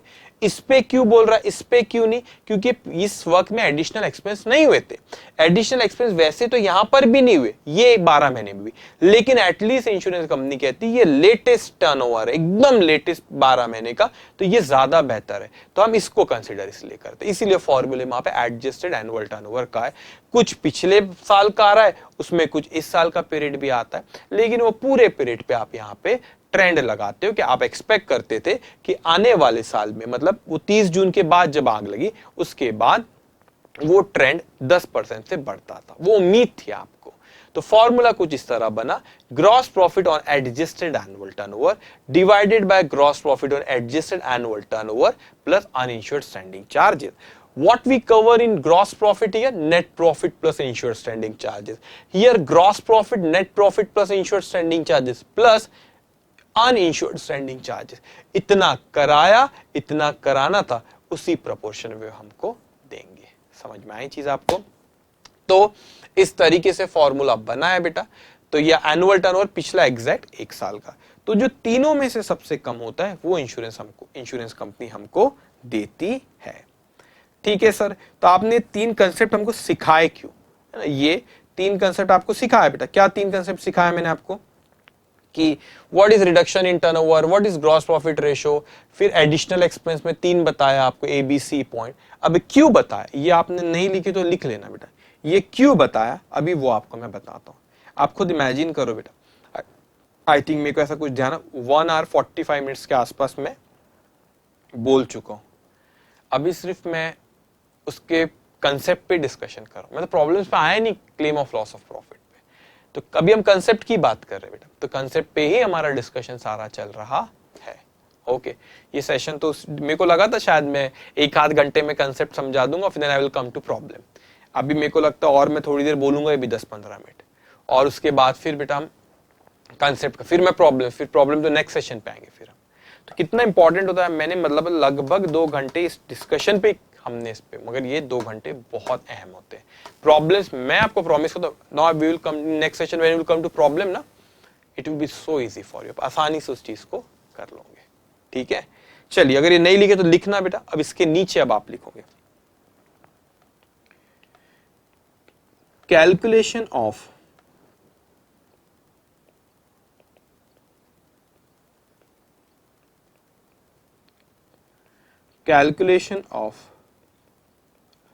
loss of profit. First point, in respect of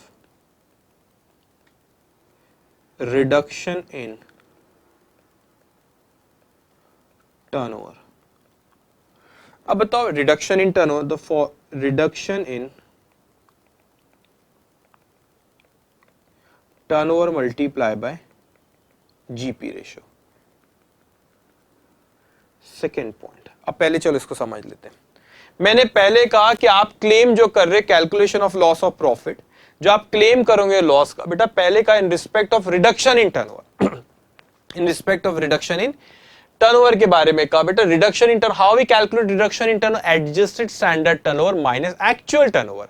तो जो फिगर आती है आप उसको रिडक्शन इन टर्नओवर कहते हो, तो उसको मल्टीप्लाई करें जीपी रेशियो से। जीपी रेशियो में कैसे कैलकुलेट है, net profit plus insured standing charges, इसका divide by sales multiply by 100। तो नेट प्रॉफिट भी आ गया, इंश्योर्ड स्टैंडिंग चार्ज, मतलब आपके सेल्स में कितने प्रतिशत नेट प्रॉफिट का हिस्सा और इंश्योर्ड स्टैंडिंग चार्जेस का हिस्सा है। तो यहां पे पहले पॉइंट में जो मैं क्लेम कर रहा हूं, ये किस चीज का क्लेम कर रहा हूं बेटा, नेट प्रॉफिट का जो मेरा नुकसान हुआ, और दूसरा इंश्योर्ड स्टैंडिंग चार्जेस का जो मेरा नुकसान हो वो मैं यहां पे क्लेम कर रहा हूं। तो इस सेल्स में कितने प्रतिशत मेरा नेट प्रॉफिट है और कितने प्रतिशत इंश्योर्ड स्टैंडिंग चार्जेस है, वो ये जीपी रेशियो वो जीपी रेशियो से मल्टीप्लाई करते तो वो हमको अमाउंट पता चलता है। लेकिन सर हमने कवरेज में पढ़े थे, आप नहीं कहे थे कि 3 चीजें कवर करता है, एक करता है नेट प्रॉफिट, दूसरा स्टैंडिंग चार्जेस, लेकिन कौन से standing charges, insured standing charges, और तीसरा एडिशनल एक्सपेंस कवर करता है। तो मैंने कहा था आपसे कि नेट प्रॉफिट और जो इंश्योर्ड स्टैंडिंग चार्जेस है वो इकट्ठा क्लेम करेंगे, साथ में क्लेम करेंगे। देखो इकट्ठा क्लेम जो जीपी रेशियो से मल्टीप्लाई करा, वो जीपी रेशियो कैलकुलेट करते वक्त उसमें नेट प्रॉफिट भी आया, उसमें इंश्योर्ड स्टैंडिंग चार्जेस का भी आया। इसका मतलब ये वाले पॉइंट में मैंने जो मेरा नेट प्रॉफिट और इंश्योर्ड स्टैंडिंग चार्जेस की क्लेम का अमाउंट निकाला। मगर आपने कहते एक और चीज आती है, हम उसे कहते हैं एडिशनल एक्सपेंस। तो लिखो यहां पे अब सेकेंड पॉइंट आप जो कैलकुलेट करते इन रिस्पेक्ट ऑफ एडिशनल एक्सपेंस,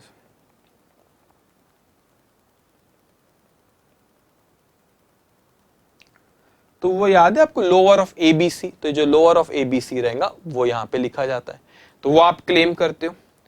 फिर जो अमाउंट आपका यहां पे आता है उसमें से वो कहते हैं हमको लेस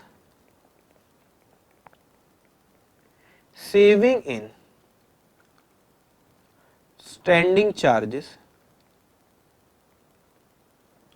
आप इसमें से माइनस करते हो, वो आता है आपका लॉस ऑफ प्रॉफिट।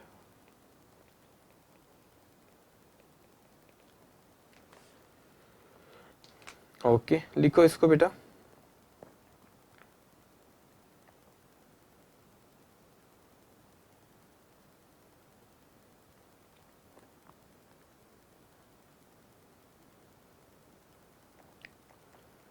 ओके